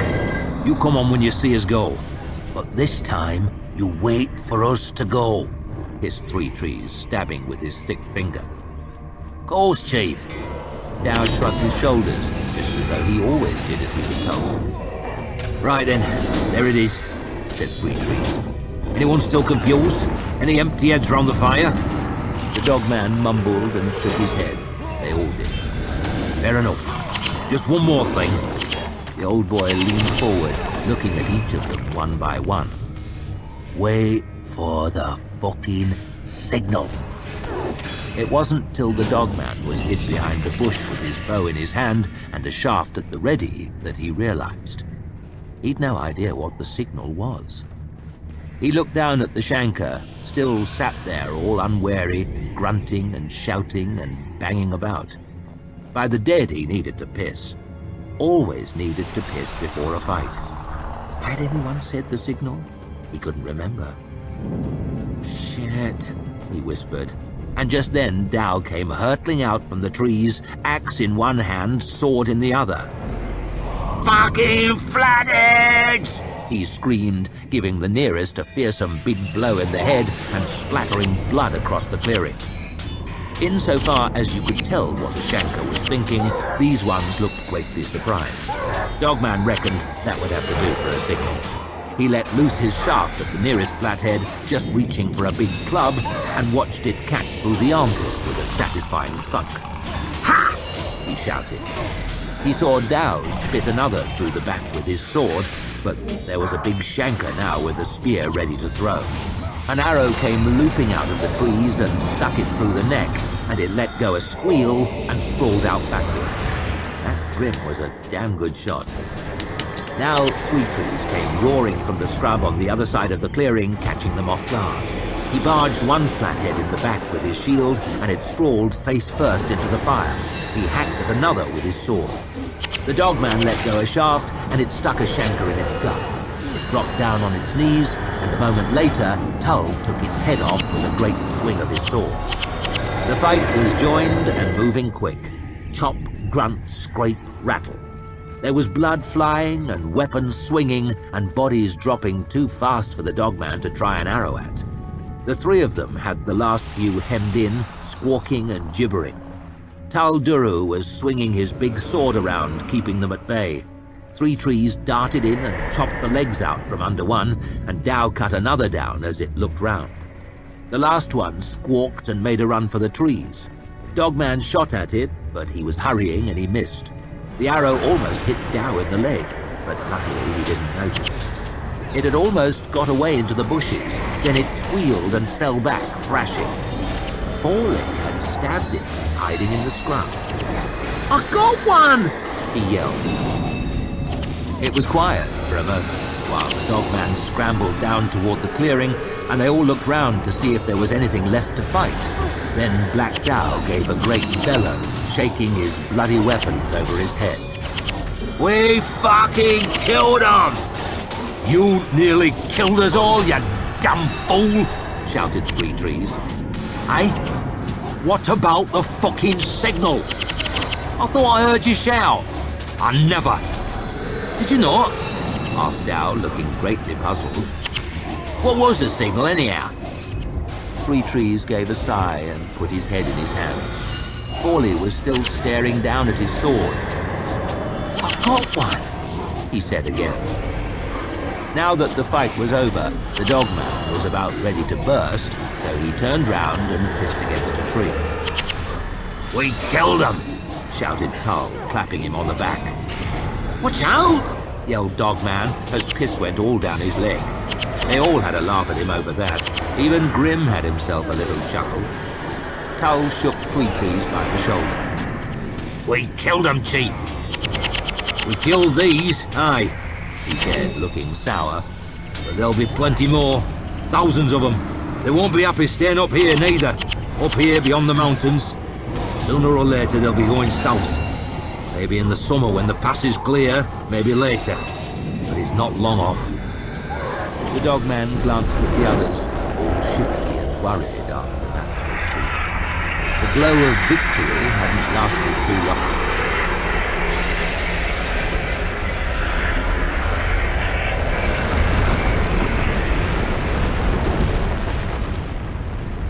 How's it going?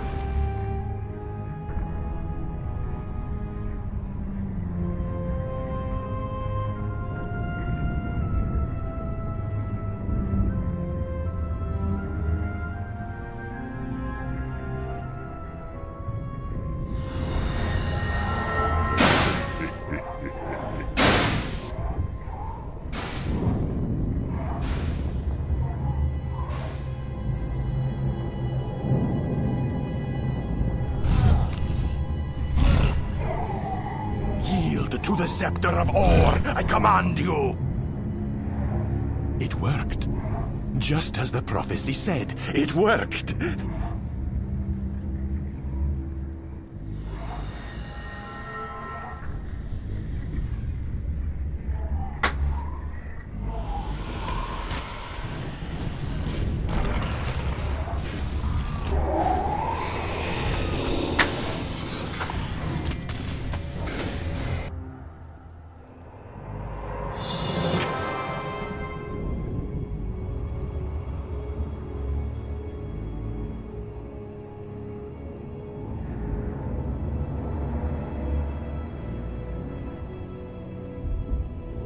To Lion's Arch. To Thunderhead Keep. And you will go to Rin. Destroy them. Tyria will be mine, all mine.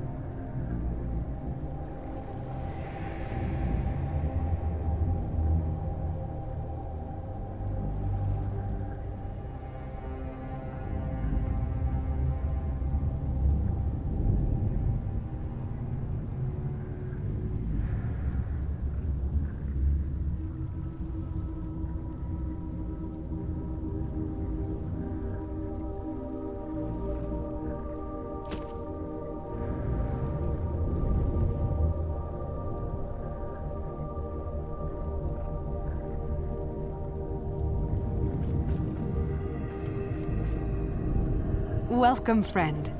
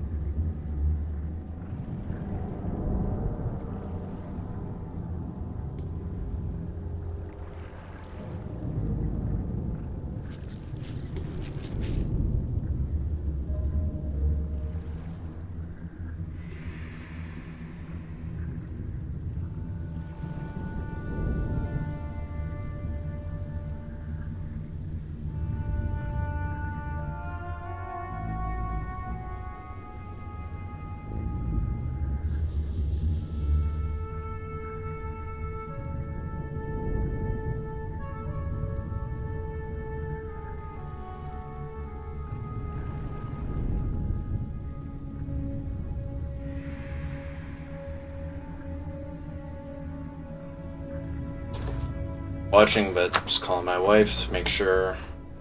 Okay.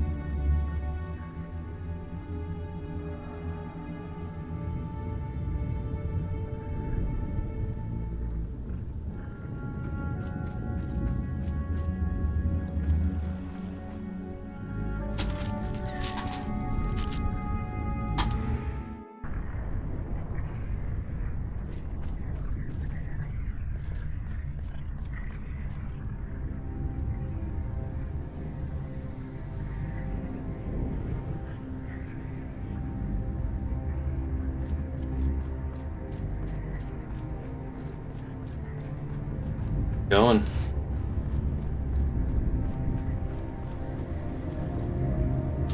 Audio. Long, it never did. He looked round at the dead flatheads on the ground, broken and bloody, sprawled and crumpled. It seemed a hollow little victory they'd had now. "Shouldn't we try and tell them, Three Trees?" he asked. "Shouldn't we try and warn someone?" "Aye." Three Trees gave a sad little smile. "Oh." Chapter 16. The Course of True Love. Giselle trudged miserably across the grey Agriont with his fencing steels in his hand, yawning, stumbling, grumbling, still horribly sore from his endless run the day before. He hardly saw anyone as he dragged himself to his daily bullying from Lord Marshal Varus. Apart from the odd premature tweeting of some bird in amongst the gables and the tired scraping of his own reluctant boots, all was quiet. No one was up at this time. No one should be up at this time, him least of all. He hauled his aching legs through the archway and up the tunnel. The sun was barely above the horizon, and the courtyard beyond was full of deep shadows. Squinting into the darkness, he could see Varus sat at the table waiting for him. Damn it. He had hoped to be early for once. Did the old bastard sleep at all? "Lord Marshal!" shouted Giselle, breaking into a half-hearted jog. "No, not today." A shiver crept up Giselle's neck. It was not the voice of his fencing master, but there was something unpleasantly familiar about it. "Marshal Varus is busy with more important matters this morning." Inquisitor Glockter was sitting in the shadows by the table and smiling up with his revolting, gap-toothed grin. Giselle's skin prickled with disgust. It was hardly what one needed first thing in the morning. He slowed to a reluctant walk and stopped next to the table. "You will doubtless be pleased to learn that there will be no running, or swimming, or beam, or heavy bar today," said the cripple. "You won't even be needing those." He waved his cane at Giselle's fencing steels. "We will just be having a little chat, that is all." The idea of 5 punishing hours with Varus seemed suddenly very appealing, but Giselle was not about to show his discomfort. He tossed his steels onto the table with a loud rattle and sat down carelessly in the other chair, Glockter regarding him from the shadows all the while. Giselle had it in mind to stare him into some kind of submission, but it proved a vain attempt. After a couple of seconds looking at that wasted face, that empty grin, those fever-bright sunken eyes, he began to find the tabletop most interesting. "So, tell me, Captain, why did you take up fencing?" A game, then. A private hand of cards with only 2 players. And everything that was said would get back to Varus, that was sure. Giselle would have to play his hand carefully, keep his cards close and his wits about him. "For my own honor, for that of my family, for that of my king," he said coldly. The cripple could try and find fault with that answer. "Ah, so it's for the benefit of your nation that you put yourself through this. What a fine citizen you must be. What selflessness. What an example to us all." Glockter snorted. "Please, if you must lie, at least pick a lie that you yourself find convincing. That answer is an insult to us both." How dare this toothless has-been take that tone with him? Giselle's legs gave a twitch. He was right on the point of getting up and walking away. Varus and his hideous stooge be damned. But he caught the cripple's eye as he put his hands on the arms of the chair to push himself up. Glockter was smiling at him, a mocking sort of smile. To leave would be to admit defeat somehow. Why did he take up fencing anyway? "My father wanted me to do it." So, my heart brims with sympathy. The loyal son, bound by his strong sense of duty, is forced to fulfill his father's ambitions.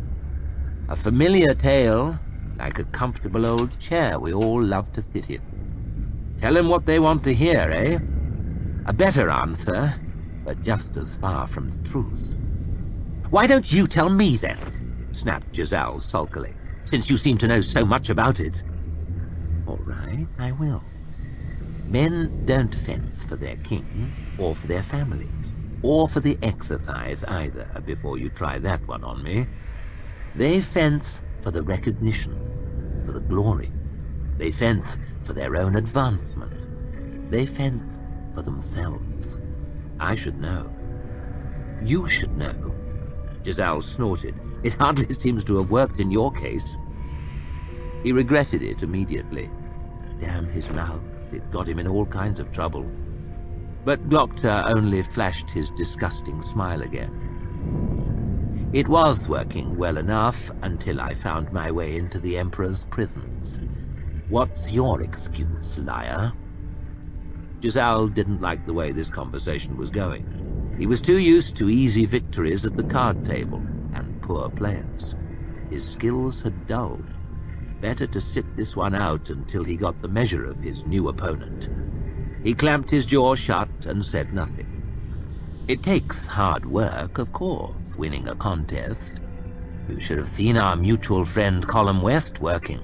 He sweated at it for months, running around while the rest of us laughed at him.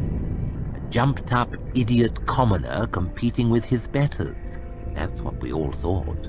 Blundering through his forms, stumbling about on the beam, being made a fool of again and again, day after day. But look at him now. Glocta tapped his cane with a finger. And look at me. Seems he had the last laugh, eh, Captain? Just shows what you can achieve with a little hard work. You've twice the talent he had, and the right blood. You don't have to work 1/10 though hard, but you refuse to work at all. Giselle wasn't about to let that one pass. "Not work at all? Don't I put myself through this torture every day?" "Torture?" asked Glocta sharply. Giselle realized too late his unfortunate choice of words. "Well," he mumbled, I know more than a little about both fencing and torture. Believe me when I say," and the Inquisitor's grotesque grin grew wider still, "that they're two quite different things." Said Giselle, still off balance. "You have the ambition and the means to realize it. A little effort would do it. A few months hard work, then you would probably never need to try at anything again in your life, if that's what you want. A few short months, and you're set." Glocta licked at his empty gums. "Barring accidents, of course. It's a great chance you've been offered. I'd take it if I was you. But I don't know. Maybe you're a fool as well as a liar." "I'm no fool," said Giselle coldly. It was the best he could do.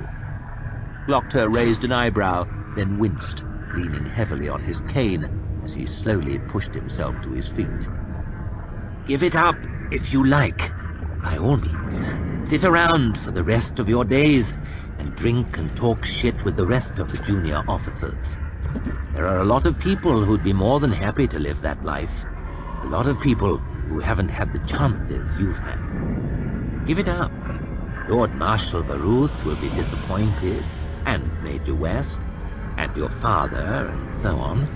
But please believe me when I say," and he leaned down, still smiling his horrible smile, "that I couldn't care less.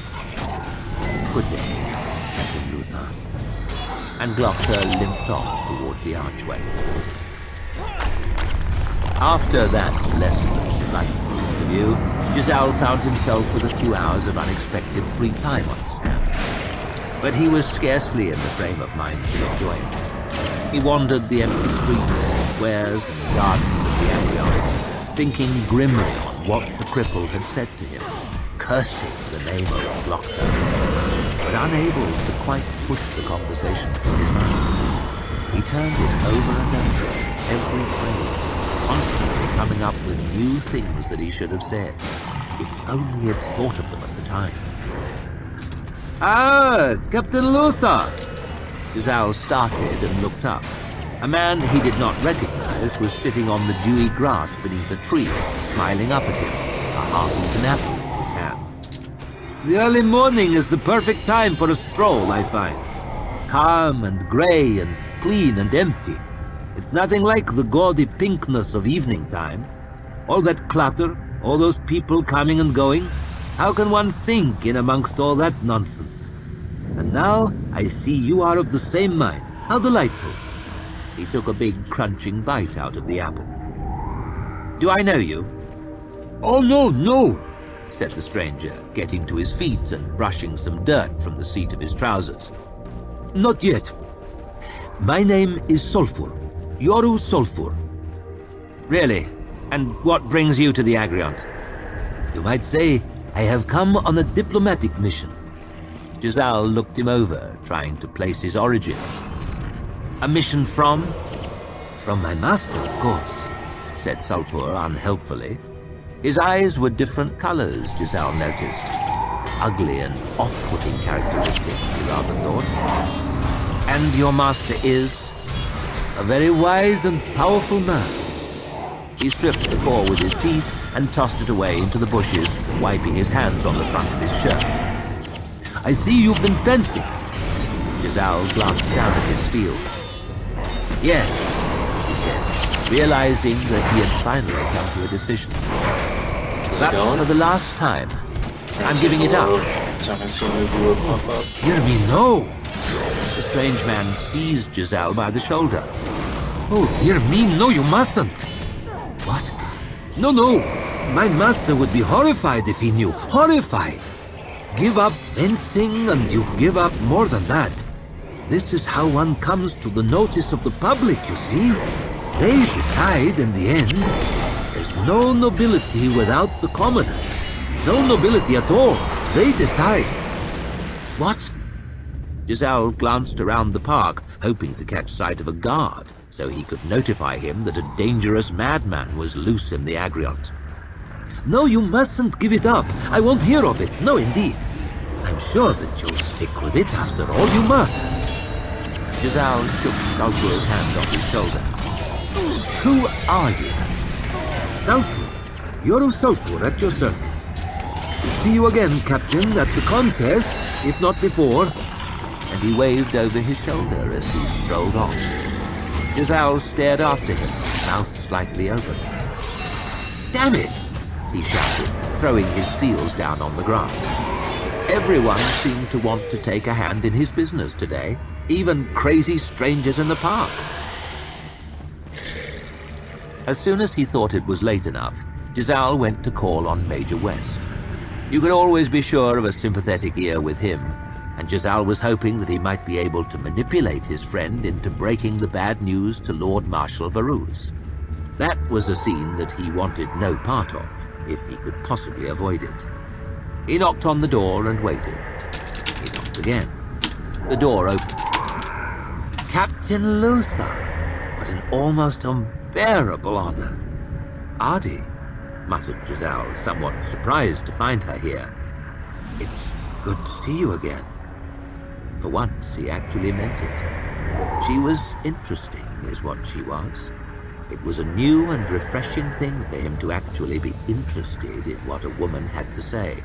And she was damn good looking, too. There was no denying it. And seemed prettier every time he saw her. Nothing could ever happen between them, of course. What with West was his friend and all. But there was no harm in looking, was there? Is your brother around? She threw herself carelessly down onto the settle against the wall, one leg stretched out, looking very sour. He's out. Gone out. Always busy. Much too busy for me. There was a definite flush to her cheek.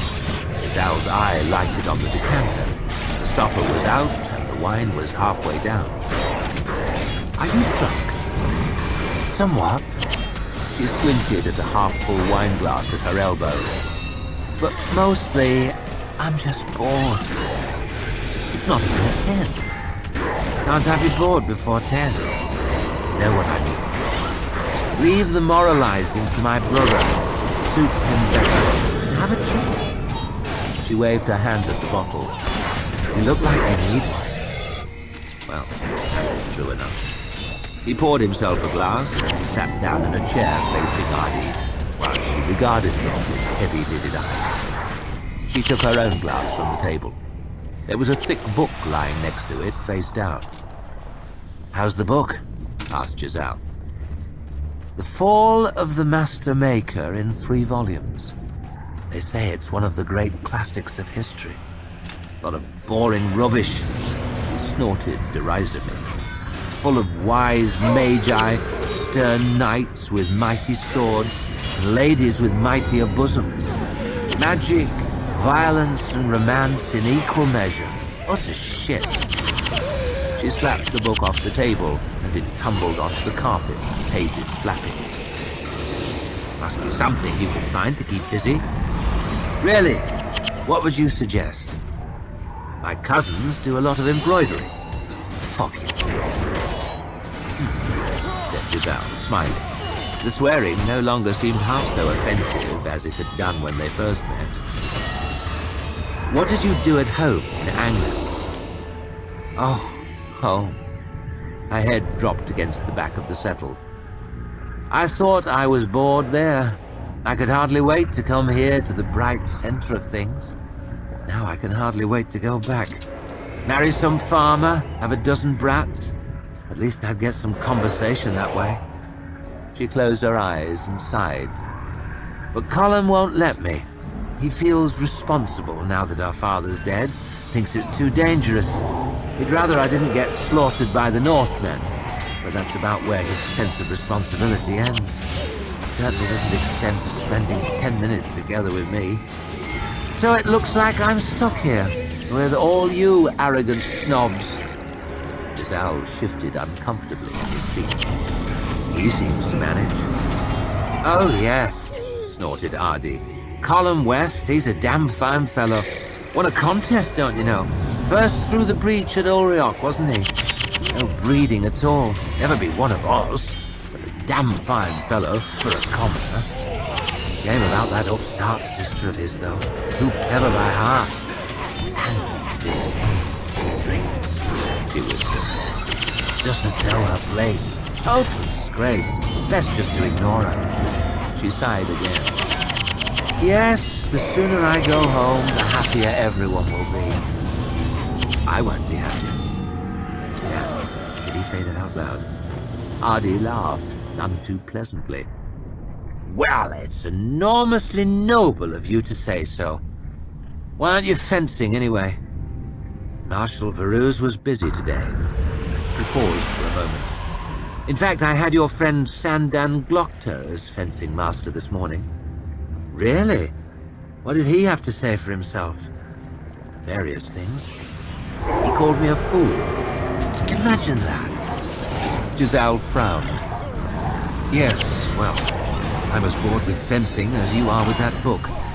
That was what I wanted to talk to your brother about. I'm thinking of giving it up. She burst out laughing, snorting, gurgling peals of it. Her whole body was shaking. Wine sloshed out of her glass and splattered across the floor. What's so funny? He demanded. It's just... She wiped a tear from her eye. I had a bet with Colin. He was sure you'd stick at it, and now I'm 10 marks richer. I'm not sure that I like being the subject of your bet, said Giselle sharply. I'm not sure I give a damn. This is serious.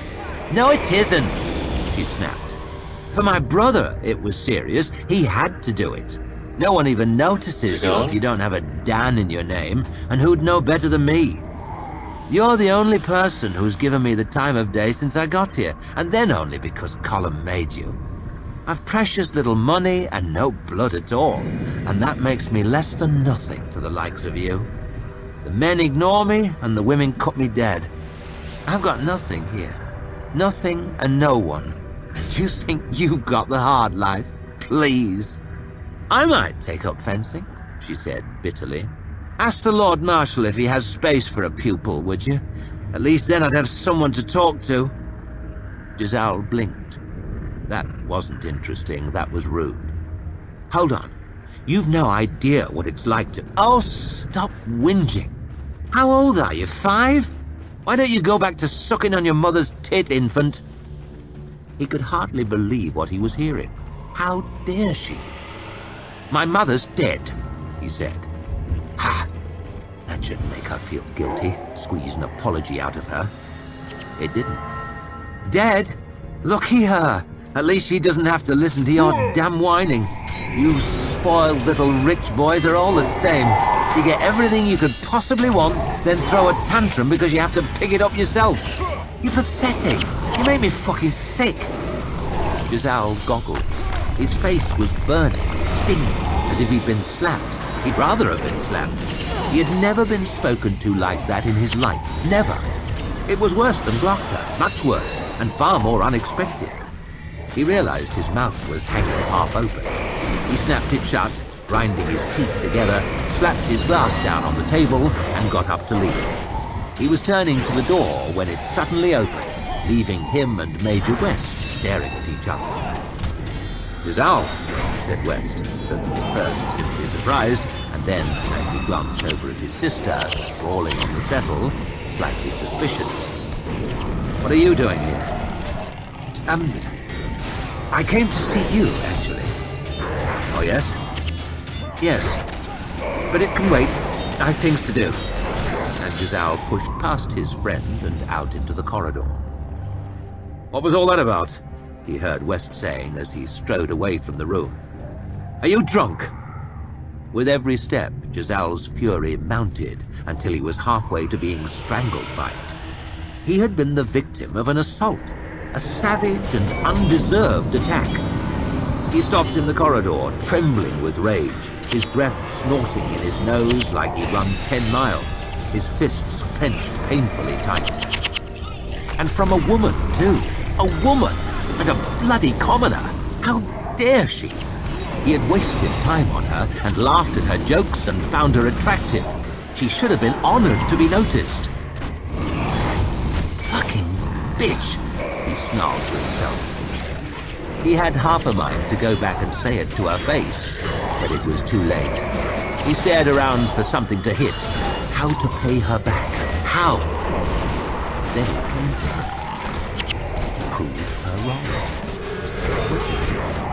Prove her wrong, and that crippled bastard Glockter, too. He'd show them how hard he could work. He'd show them he was no fool, no liar, no spoiled child.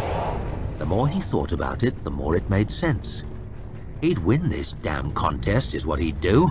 That'd wipe the smiles off their faces. He set off briskly down the corridor with a strange new feeling building in his chest. A sense of purpose. That was what it was. Perhaps it wasn't too late for a run. Chapter 17. How Dogs Are Trained.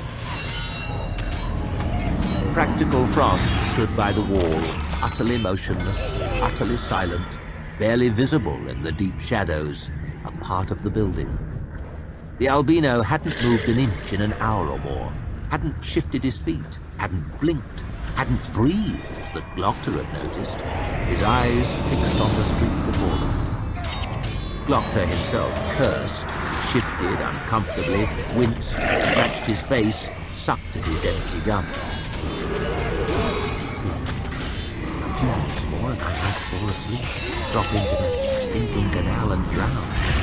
Not many happens there. He watched the oily, smelly water below him flap and ripple. Body found floating by the dogs, floated by the sea water, far beyond vegetated there. Frost touched his arm in the darkness, pointed down the street with his white finger. 3 men were moving slowly toward them, walking with the slightly bow-legged stance of men who spend a lot of time aboard ship, keeping their balance on a swaying deck. So that's one half of our little party. Better late than never. The three sailors came halfway across the bridge over the canal, then stopped and waited, no more than 20 strides away. Glocta could hear the tone of their conversation, brash, confident, common accents. He shuffled slightly further into the shadows, clinging to the building. Now footsteps came from the opposite direction, hurried footsteps. Two more men appeared, walking quickly down the street. One, a very tall, thin fellow in an expensive-looking fur coat, was glancing suspiciously around him. That must be Gottfried Hornback's man. His companion had a sword at his hip and was struggling with a big wooden trunk over one shoulder. Servant, bodyguard, or both? He is American. Glocta felt the hairs on the back of his neck prickling as they neared the bridge. Hornlack exchanged a few quick words with one of the sailors, a man with a big brown beard. "Ready?" he whispered to Frost. The practical nodded. "Hold!" shouted Glocta at the top of his voice. "In the name of His Majesty!" Hornlack's servant spun round, dropping the trunk onto the bridge with a bang, hand moving toward his sword. There was a soft twang from the shadows on the other side of the road. The servant looked surprised, gave a snort, then toppled onto his face. Practical Frost strode swiftly out of the shadows, feet padding on the road.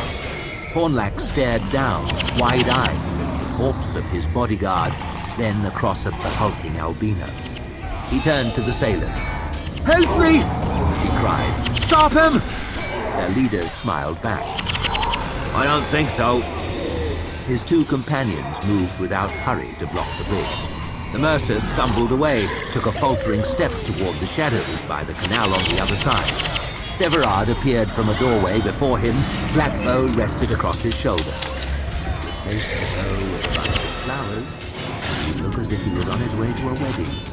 You'd never think that he just killed a man. Surrounded, Hornlack could only look around, dumbly, eyes wide with fear and surprise as the two practicals approached, Glocta limping up behind him. "But I paid you!" Hornlack shouted desperately at the sailors. "You paid me for a berth," said their captain. "Loyalty is extra." Practical Frost's big white hand slapped down on the merchant's shoulder, forced him onto his knees. Severard strolled over to the bodyguard, wedged the dirty toe of his boot under the body, and rolled it over. The corpse stared up at the night sky, eyes glassy, the feathers of the flat bow bolt sticking out from his neck. The blood round his mouth looked black in the moonlight. "Dead," grunted Severard, most unnecessarily. "A bolt through the neck will do that," said Glocta. "Clean him up, would you?" "Right you are." Severard grabbed the bodyguard's feet and hauled them over the parapet of the bridge. Then he took him under the armpits and heaved the bodies straight over the side with a grunt. So smooth, so clean, so practiced. You can tell he's done it before. There was a splash as the corpse hit the slimy water below. Frost had Hornlack's hands tied firmly behind him now and the bag on. The prisoner squawked through the canvas as he was dragged to his feet. Glocta himself shuffled over to the three sailors, his legs numb after all that time spent standing still in the alley. "And here we are," he said, pulling a heavy purse from his inside coat pocket. He held it swinging just above the captain's waiting car. "Tell me, what happened tonight?" The old sailor smiled, weathered face crinkling up like boot leather. "My cargo was spoiling. We had to be away on the first tide. I told him that. Waited and waited. Half the night down by that stinking canal, but would you believe it? The bastard never showed." Look at that. "Very good. One That's viewer the even story seen I'd tell it. in Westport, if anyone should ask." The captain looked hurt. "That's how it happened, Inquisitor. What other story could there be?" Glocta let the purse drop, and the money jingled inside. "With the compliments of His Majesty." The captain weighed the purse in his hand. "Always pleased to do His Majesty a favor." and he and his two companions turned, all yellow smiles, and made off toward the keep. Right then, said Glockler. Let's get on with it.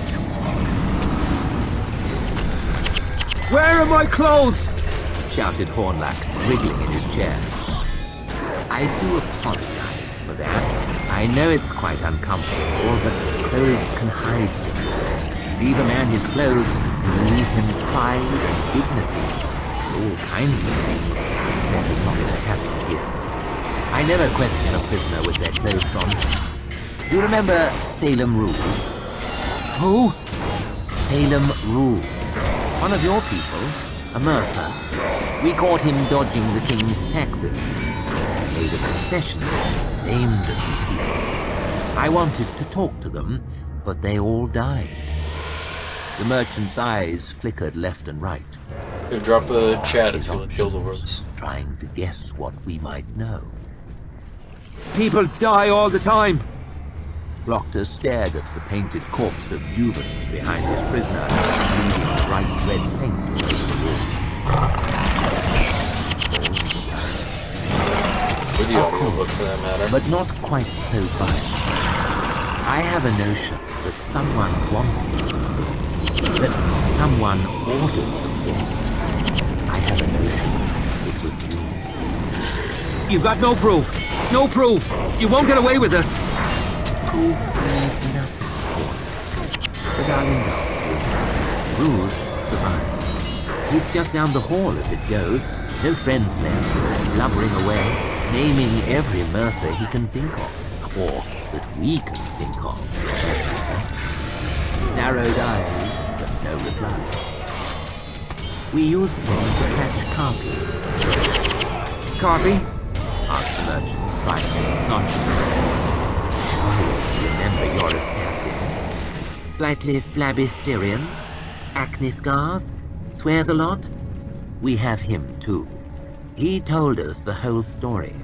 How you hired him, how much you paid him, what you asked him to do. The whole story. Glockler smiled. He had an excellent memory for a killer, very detailed. The fear was showing now, just a trace of it, but Hornlack rallied well.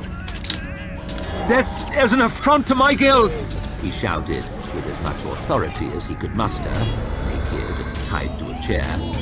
My master, Castadan Colt, will never allow this, and he's a close friend of Superior K-Line. Shit on K-Line, he's finished. Besides, Colt thinks you're tucked up safe aboard that ship, bound for Westport and far beyond our reach. I don't think you'll be missed for several weeks. The merchant's face had gone slack. A great deal could happen in that time. A very great deal. Hornlack's tongue darted over his lips. He glanced furtively up at Frost, and Severard leaned slightly forward. So, now comes the bargaining. Inquisitor, he said in a wheedling tone, if I've learned one thing from life, it's that every man wants something. Every man has his price, yes? And we have deep pockets. You have only to name it. Only name it. What do you want? Just looking at my guide for this mission. Asked Glockler, leaning in to a more conspiratorial distance. Yes. What's this all about? What do you want? Hornlack was smiling now, a coy, clever little smile. How quaint, but you won't buy your way out of this. I want my teeth back. The merchant's smile began to fade. I want my leg back. Hornlack swallowed. I want my life back. The prisoner had turned very pale. No?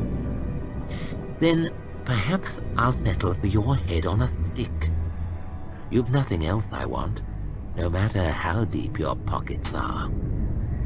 Hornlack was trembling slightly now. No more bluster, no more deals. Then we can begin. Glockler picked up the paper in front of him and read the first question. What is your name? Look, Inquisitor, Frost smashed the table with his fist, and Hornlack cowered in his chair. "Answer his fucking question!" screamed Severard in his face. "Godfred Hornlack!" squealed the merchant. Gloster nodded. "Good. You are a senior member of the Guild of Mercers?" "Yes, yes." "And the cult's deputy, in fact?" "You know I am." "Have you conspired with other Mercers to defraud His Majesty?" There you go, one more viewer. "Did you hire an assassin to willfully murder 10 of His Majesty's subjects? Were you ordered to do by His Majesty Constantine Colt, the head of the Guild of Mercers?" "No!" shouted Hornlack, voice squeaky with panic. Not the answer.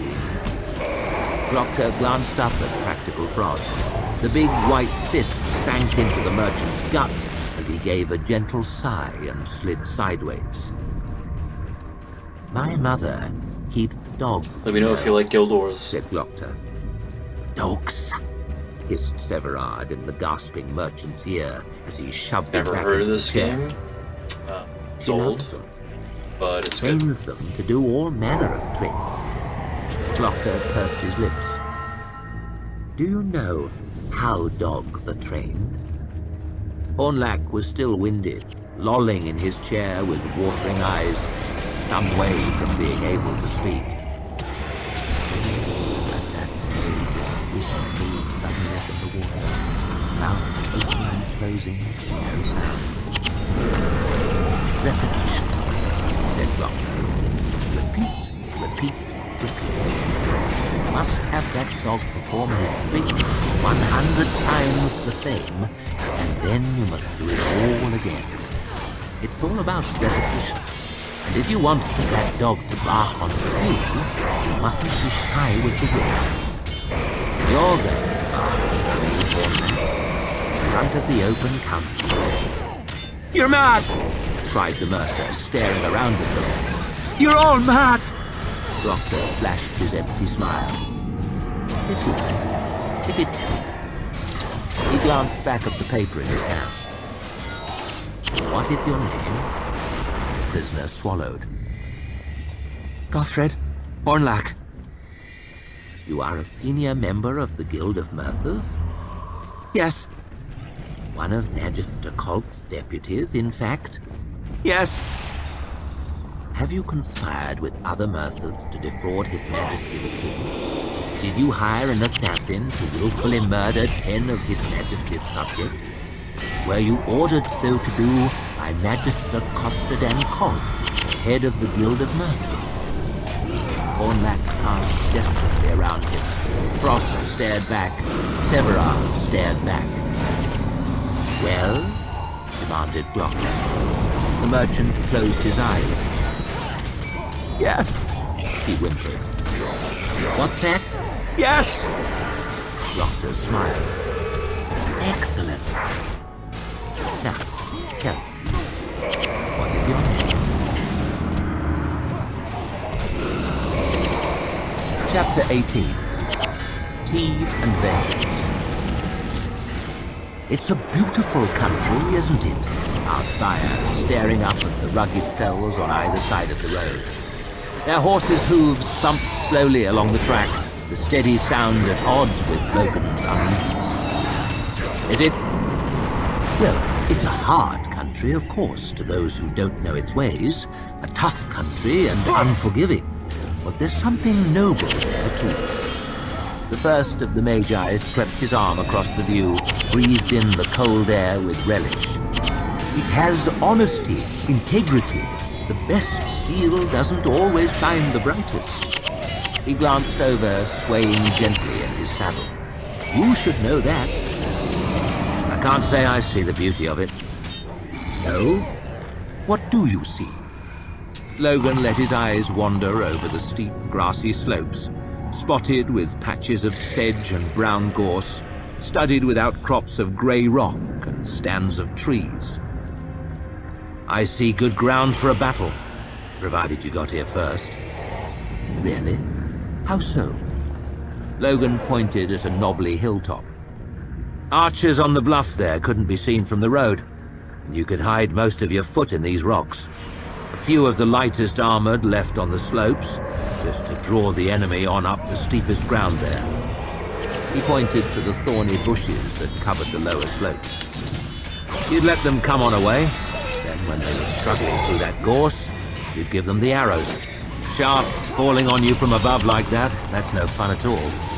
They come quicker and further, and they bite deeper. That'd break them up. By the time they got to the rocks, they'd be dog-tired and running short on discipline. That would be the time to charge. A bunch of carls leaping out of those stones, charging down from above, fresh and keen and screaming like devils. That could break them right there. Logan narrowed his eyes at the hillside. He'd been on both sides of a surprise like that, and in neither case was the memory a pleasant one. But if they had a mind to hold, a few horsemen in those trees could finish it up. A few named men, a few hard fighters, bearing down on you from a place you never expected them. That's a terrifying thing. That'd make them run. But tired as they'd be, they wouldn't run too fast. That means prisoners. Prisoners might mean ransoms, or at least enemies cheaply killed. I see a slaughter, or a victory worth the singing, depending which side you're on. That's what I see. Baez smiled, head nodding with the slow movement of his horse. Was it Stolicus who said, "The ground must be a general's best friend, or it becomes his worst enemy"? I never heard of him, but he was right enough. This is good ground for an army, providing you got here first. Get in there first is the trick. We don't have an army, however. These trees could hide a few horsemen even better than a lot. Logan glanced sidelong at the wizard. He was slouched happily in the saddle, enjoying a pleasant ride in the country. I don't think Bethod will have appreciated your advice. I had scores enough with him already.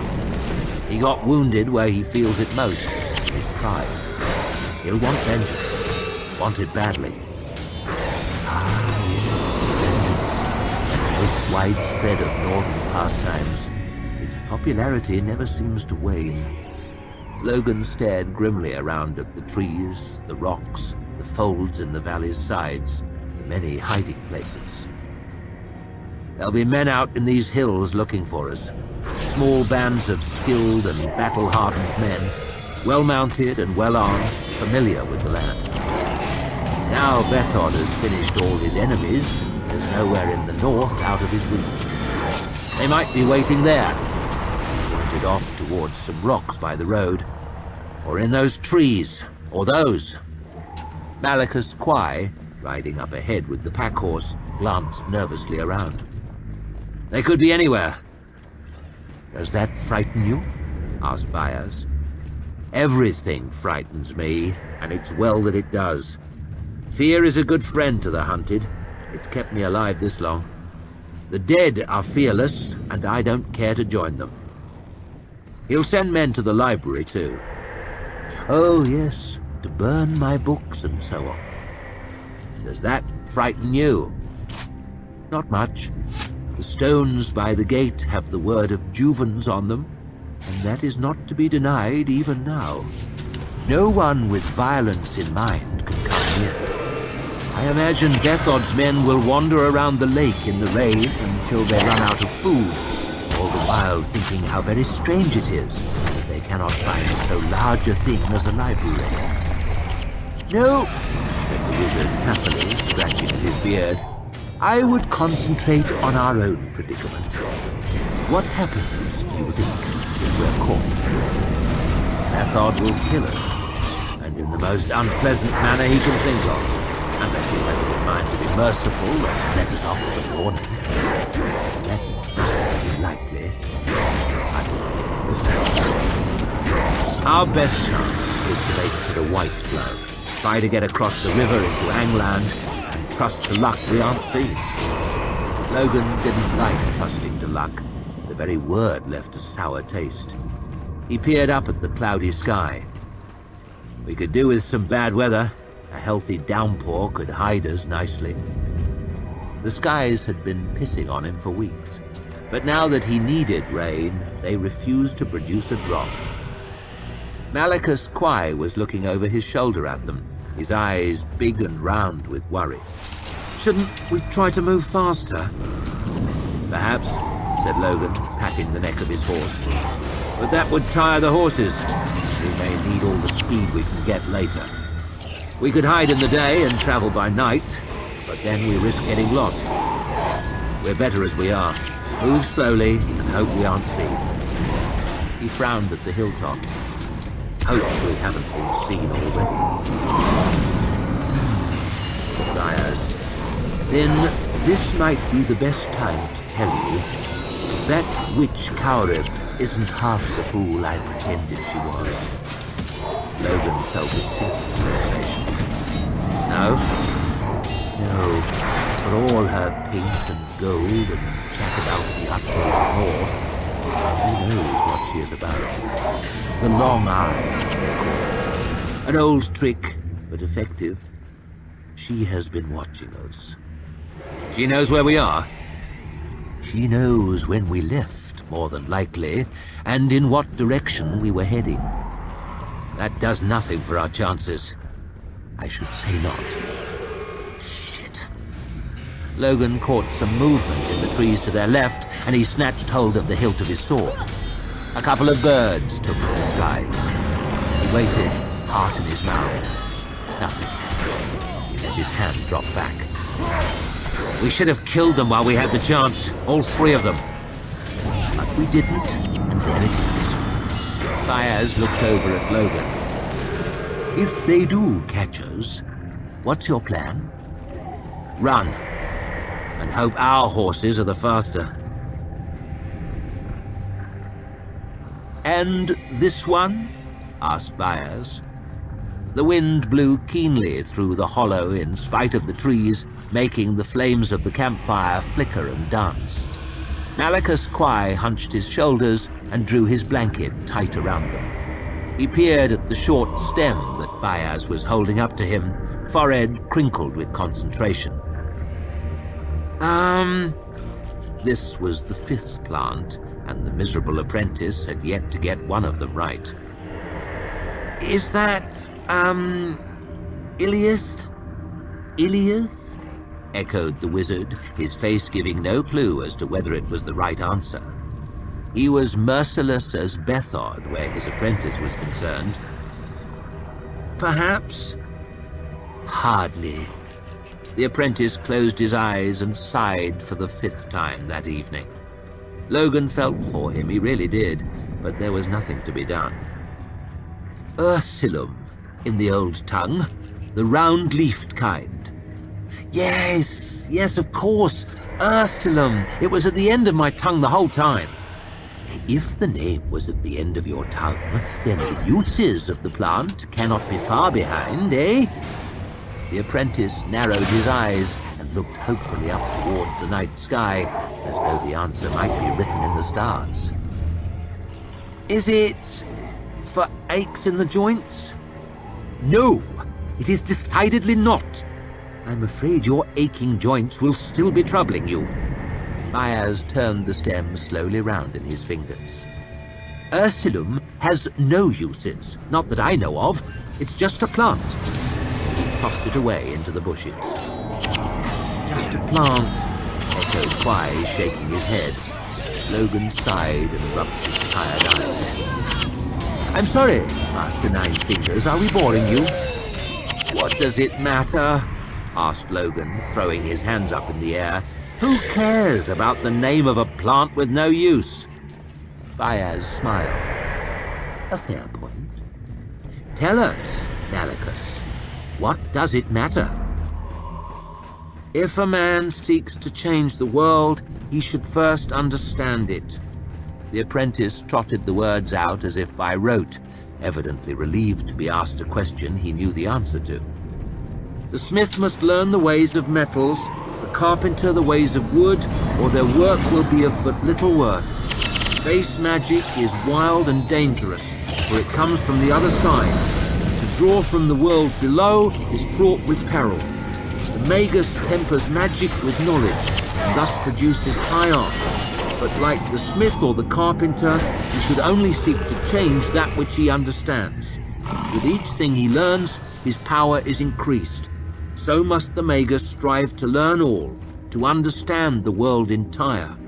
The tree is only as strong as its root, and knowledge is the root of power. Don't tell me Juven's Principles of Art? The very first lines, said Ryan. Forgive me for saying so, but I've been on this world for more than 30 years, and I've yet to understand a single thing that's happened. To know the world completely, to understand everything, that's quite a task. The Magus chuckled. An impossible one, to be sure. To truly know and understand even a blade of grass is the study of a lifetime, and the world is ever changing. That is why we tend to specialize. So, what did you choose? Another viewer? Fire, said Byers, gazing happily into the flames, the light dancing on his bald head. Fire and force and will. But even in my chosen fields, after countless long years of study, I remain a novice. The more you learn, the more you realize how little you know. Still, the struggle itself is worthwhile. Knowledge is the root of power, after all. So, with enough knowledge, you Magi can do anything? Byers frowned. There are limits, and there are rules. Like the first law, Master and apprentice glanced up at Logan as one. It's forbidden to speak with devils, am I right? It was plain that Quai didn't remember his fevered outburst. His mouth was open with surprise. Byers' eyes only narrowed a little, with the faintest trace of suspicion. Why, yes, you are, said the first of the Magi. It is forbidden to touch the other side below. The first law must apply to all without exception, as must the second, which is, it is forbidden to eat the flesh of men. Logan raised an eyebrow. You wizards get up to some strange stuff. Byers smiled. Oh, you don't know the half of it. He turned to his apprentice, holding up a lumpy brown root. And now, Master Quai, would you be good enough to tell me the name of this? Logan couldn't help grinning to himself. He knew this one. Come, come, Master Quai, we don't have all night. Logan wasn't able to stand the apprentice's misery any longer. He leaned toward him, ending the poke of the fire with a stick, coughed to conceal his words, and whispered, crow's foot, under his breath. Byers was a good distance away, and the wind was still rustling in the trees. There was no way the Magus could have heard him. Quai played his part well. He continued to peer at the root, brow knitted in thought. Is it crow's foot? He ventured. Byers raised an eyebrow. Why, yes it is. Well done, Malachus. And can you tell me its uses? Logan coughed again. Wounds, he whispered, looking carelessly off into the bushes, one hand shielding his mouth. He might not know too much about plants. On the subject of wounds, he had a wealth of experience. I believe it's good for wounds, said Quai slowly. Excellent, Master Quai. Crow's foot is correct, and it is good for wounds. I'm glad to see we are making some progress after all. He cleared his throat. It does seem curious that you should use that name, however. They only call this crow's foot north of the mountains. I certainly never taught you that name. I wonder who it is you know from that part of the world. He glanced over at Logan. Have you ever considered a career in the magical arts, Master Nine Fingers? He narrowed his eyes at Quai once more. I may have space for an apprentice. Malachus hung his head. Sorry, Master Byers. You are indeed. Perhaps you could clean the pots for us. That task may be better suited to your talents. Quai reluctantly shrugged off his blanket, collected the dirty bowls, and shuffled off through the brush towards the stream. Baez bent over the pot on the fire, adding some dried-up leaves to the bubbling water. The flickering light of the flames caught the underside of his face. The steam curled around his bald head. All in all, he looked quite the part. "What is that?" asked Logan, reaching for his pipe. "Some spell? Some potion? Some great work of high art?" "Tea. Leaves of a certain plant boiled up in water. It is considered quite a luxury in Gurkle." He poured some of the brew out into a cup. "Would you like to try it?" Logan sniffed at it suspiciously. "Smells like feet." "Suit yourself." Baez shook his head and sat back down beside the fire, wrapping both hands around the steaming cup. "But you're missing out on one of nature's greatest gifts to man." He took a sip and smacked his lips in satisfaction. "Calming to the mind, invigorating to the body. There are few ills a good cup of tea won't help with." Logan pressed a lump of chaga into the bowl of his pipe. "How about an axe in the head?" "That's one of them," admitted Baez with a grin. "Tell me, Master Nine Fingers, why all the blood between you and Bethel? Did you not fight for him many times? Why do you hate each other so?" Logan paused as he was sucking smoke from the pipe, let his breath out. "There are reasons," he said stiffly.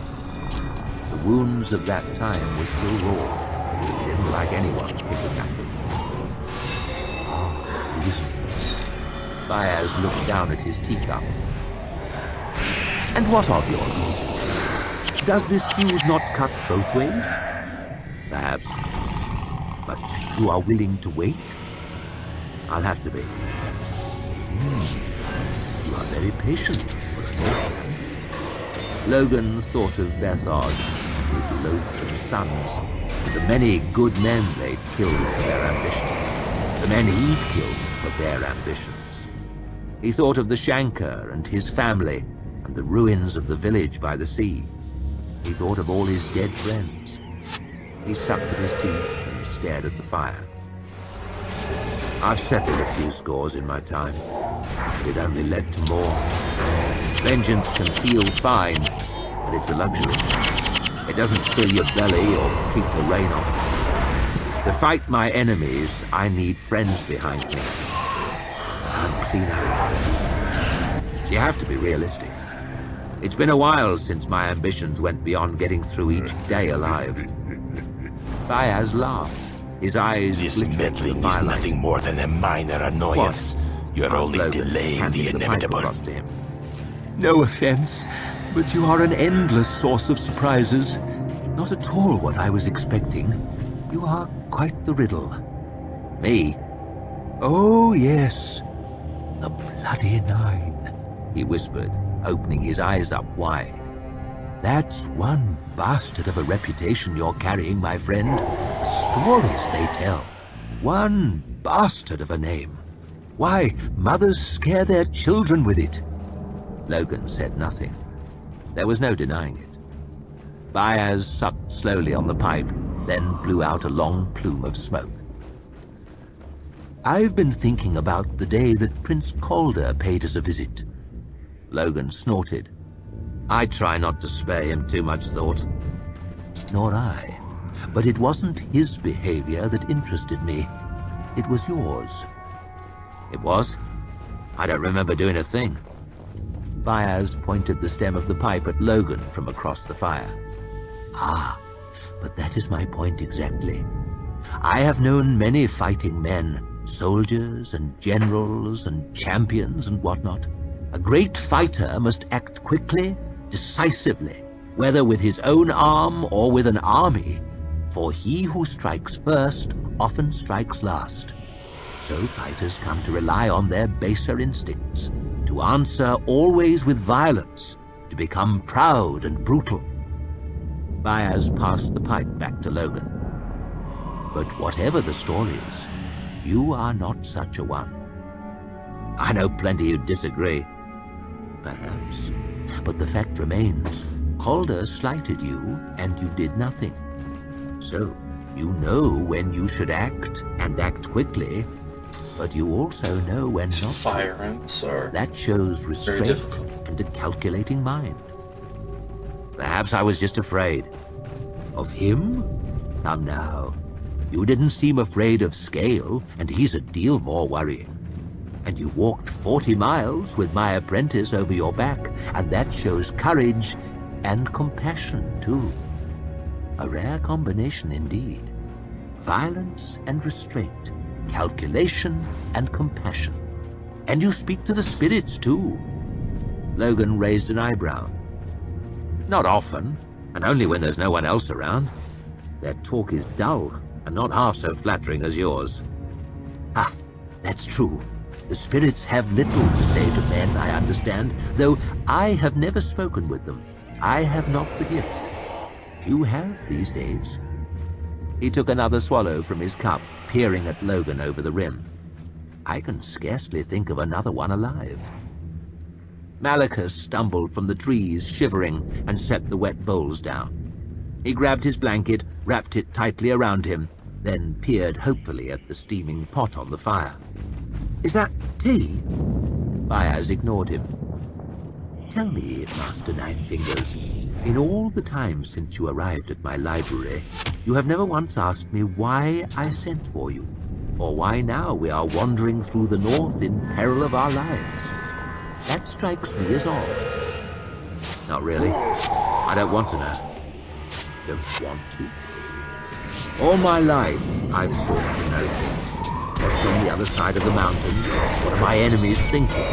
What weapons will they use against me? What friends can I trust? Logan shrugged. Knowledge may be the root of power, but each new thing I've learned has left me worse off.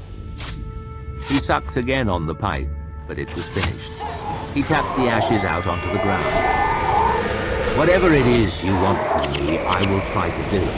But I don't want to know until it's time. I'm sick of making my own decisions. They're never the right ones. Ignorance is the sweetest medicine, my father used to say. I don't want to know. Baez stared at him. It was the first time Logan had seen the first of the Magi look at all surprised. Malachus Quai cleared his throat. I'd like to know, he said in a small voice, looking hopefully up at his master. Yes, murmured Baez, but you don't get to ask.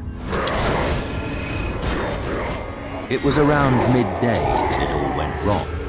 Logan was just starting to think that they might make it on the White Flag, maybe even live out the week. It felt as if he lost his concentration for just a moment. Unfortunately, it was the one moment that mattered. Still, it was well done, you had to give them that. They'd chosen their spot carefully and tied rags around their horses' hooves to muffle the sound. Three Trees might have seen it coming if he'd been with them, but he had an eye for the ground like no other.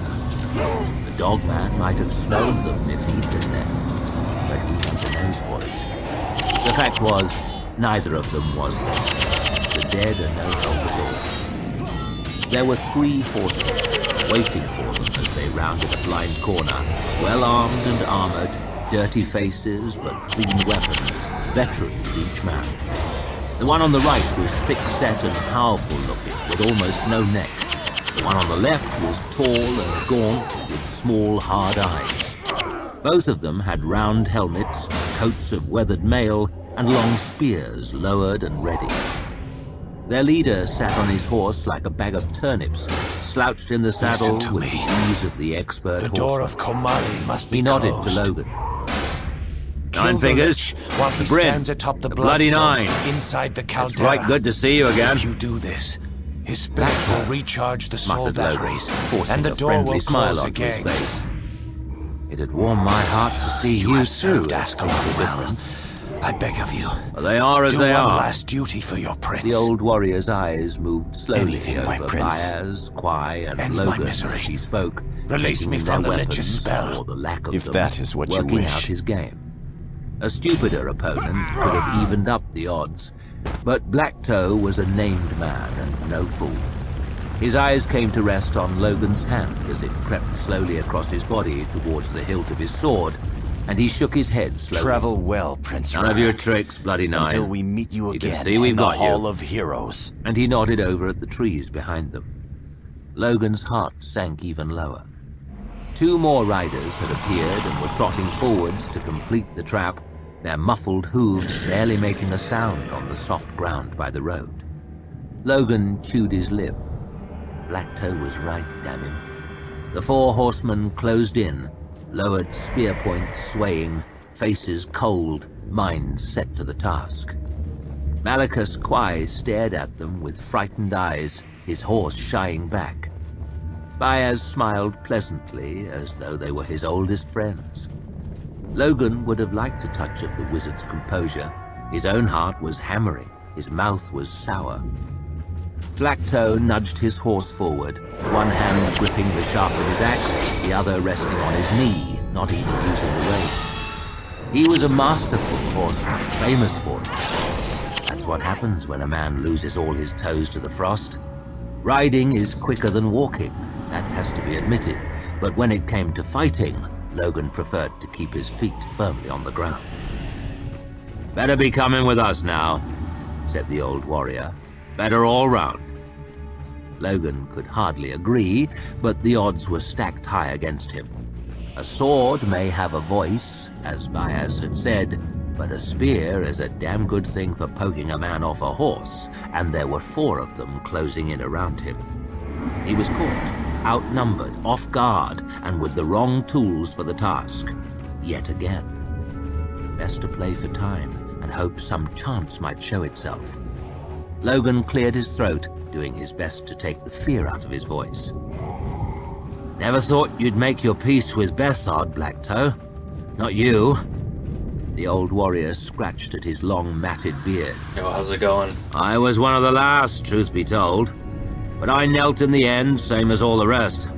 Can't say I liked it any, but there it is. Best let me have the blade, Nine Fingers. What about Old Man Yule? You telling me he bows to Bethod? Or did you just find a master to suit you better?" Spite. Blacktoe didn't get upset by the jibe, not in the least. He just looked sad and tired. "Yawl's dead, as though you didn't know. Most of 'em are. Bethod doesn't suit me much at all as a master, and nor do his sons. No man likes licking Scales' fat arse, or Calder's skinny one, you should know that. Now give up the sword. The day's wasting and we've ground to cover. We can talk just as well with you unarmed." "Yawl's dead." "Aye," said Blacktoe suspiciously. "He offered Bethod a duel, didn't you hear? Feared done for him." "Feared? Where have you been, under a mountain?" "More or less." "What's this Feared?" "I don't know what he is." Blacktoe leaned from his saddle and spat in the grass. "I heard he's not a man at all. They say that bitch Cowrib dug him out from under a hill. Who knows? Leastways, he's Bethod's new champion, and far nastier even than the last, no offense." "None at all," said Logan. The man with no neck had moved in close. Too close, perhaps. The point of his spear was hovering only a foot or 2 away. Close enough for Logan to grab a hold of, maybe. "Old Man Yule was a strong hand." "Aye, that's why we followed him. But it done him no good. His Feared broke him bad, like he was no more'n a dog. Left him alive, if you could call it that, so we could learn from his mistake. But he didn't live long. Most of us knelt right then, those with wives and sons to think on. No sense in putting it off. There's a few of them still up in the mountains who won't bow to Bethod. That moon-worshipping madman Cromacky Fail and his hillmen, and a few beside, but not many. And those there are, Bethod's got plans for." Blacktoe held out a big, calloused hand. "Better let me have the blade, Bloody Nine. Left hand only, if you please. Slow as slow, none of your tricks. Better all round. So that was it. Out of time. Logan wrapped the 3 fingers of his left hand round the hilt of his sword, the cold metal pressing into his palm. The big man's spear point edged a little closer. The tall one had relaxed a little, confident they had it. His spear was pointing up into the air, unready. There was no telling what the 2 behind were doing. The desire to glance over his shoulder was almost irresistible, but Logan forced himself to look ahead. I always had respect for you, Nine Fingers. Even though we stood on different sides, I've no feud with you. But Bethod wants vengeance. He's drunk on it. And I swore to serve. Black Toe looked him sadly in the eye. I'm sorry it's me, for what it's worth. Likewise, muttered Logan. I'm sorry it's you. He slid the sword slowly from the scabbard. For what it's worth, and he snapped his arm out, smashing the sword's pommel into Black Toe's mouth. The old warrior gave a squawk as the dull metal crunched into his teeth and tumbled backwards out of the saddle, his axe flying from his hand and clattering into the road. Logan grabbed hold of the shaft of the big man's spear just below the blade. Go! He bellowed at Quai, but the apprentice only stared back, blinking. The man with no neck pulled hard.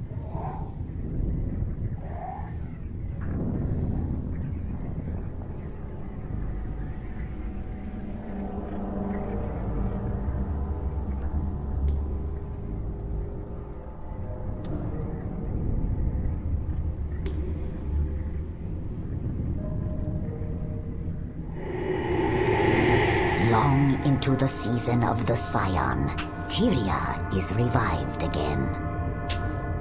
Over the bones of the bird of prey, the fire is put out and the diabolic gathering is closed off once again. The Flameseeker prophecies are now complete. The door of Kamali is closed, and the Titans are once again safely locked away behind it. You have saved Tyria, but now you must also save yourselves. The volcano is about to erupt. There is a ship in the dock, just inside the Mersat stronghold. Unless you wish to suffer the same fate as Vizier Kilbron, then I suggest you make a run for it. Your deeds have earned you a place among the heroes of legend. Let us hope today is not the day your spirit joins those ensconced in the hall.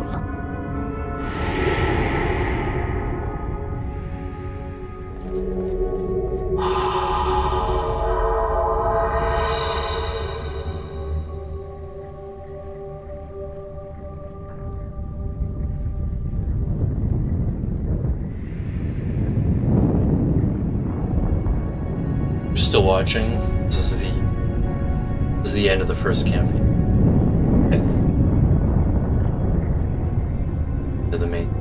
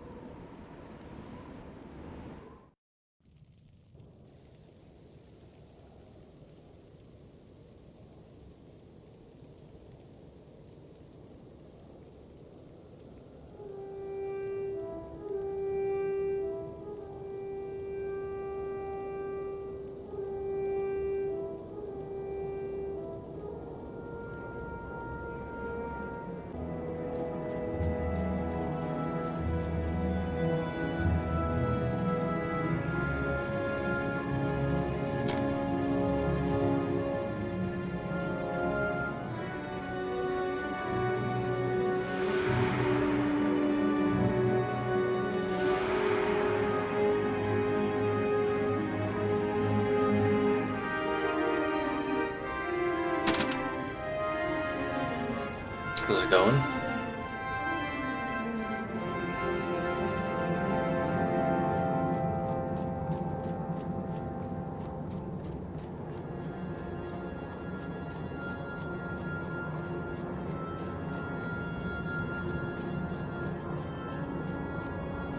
Never anger a Norn.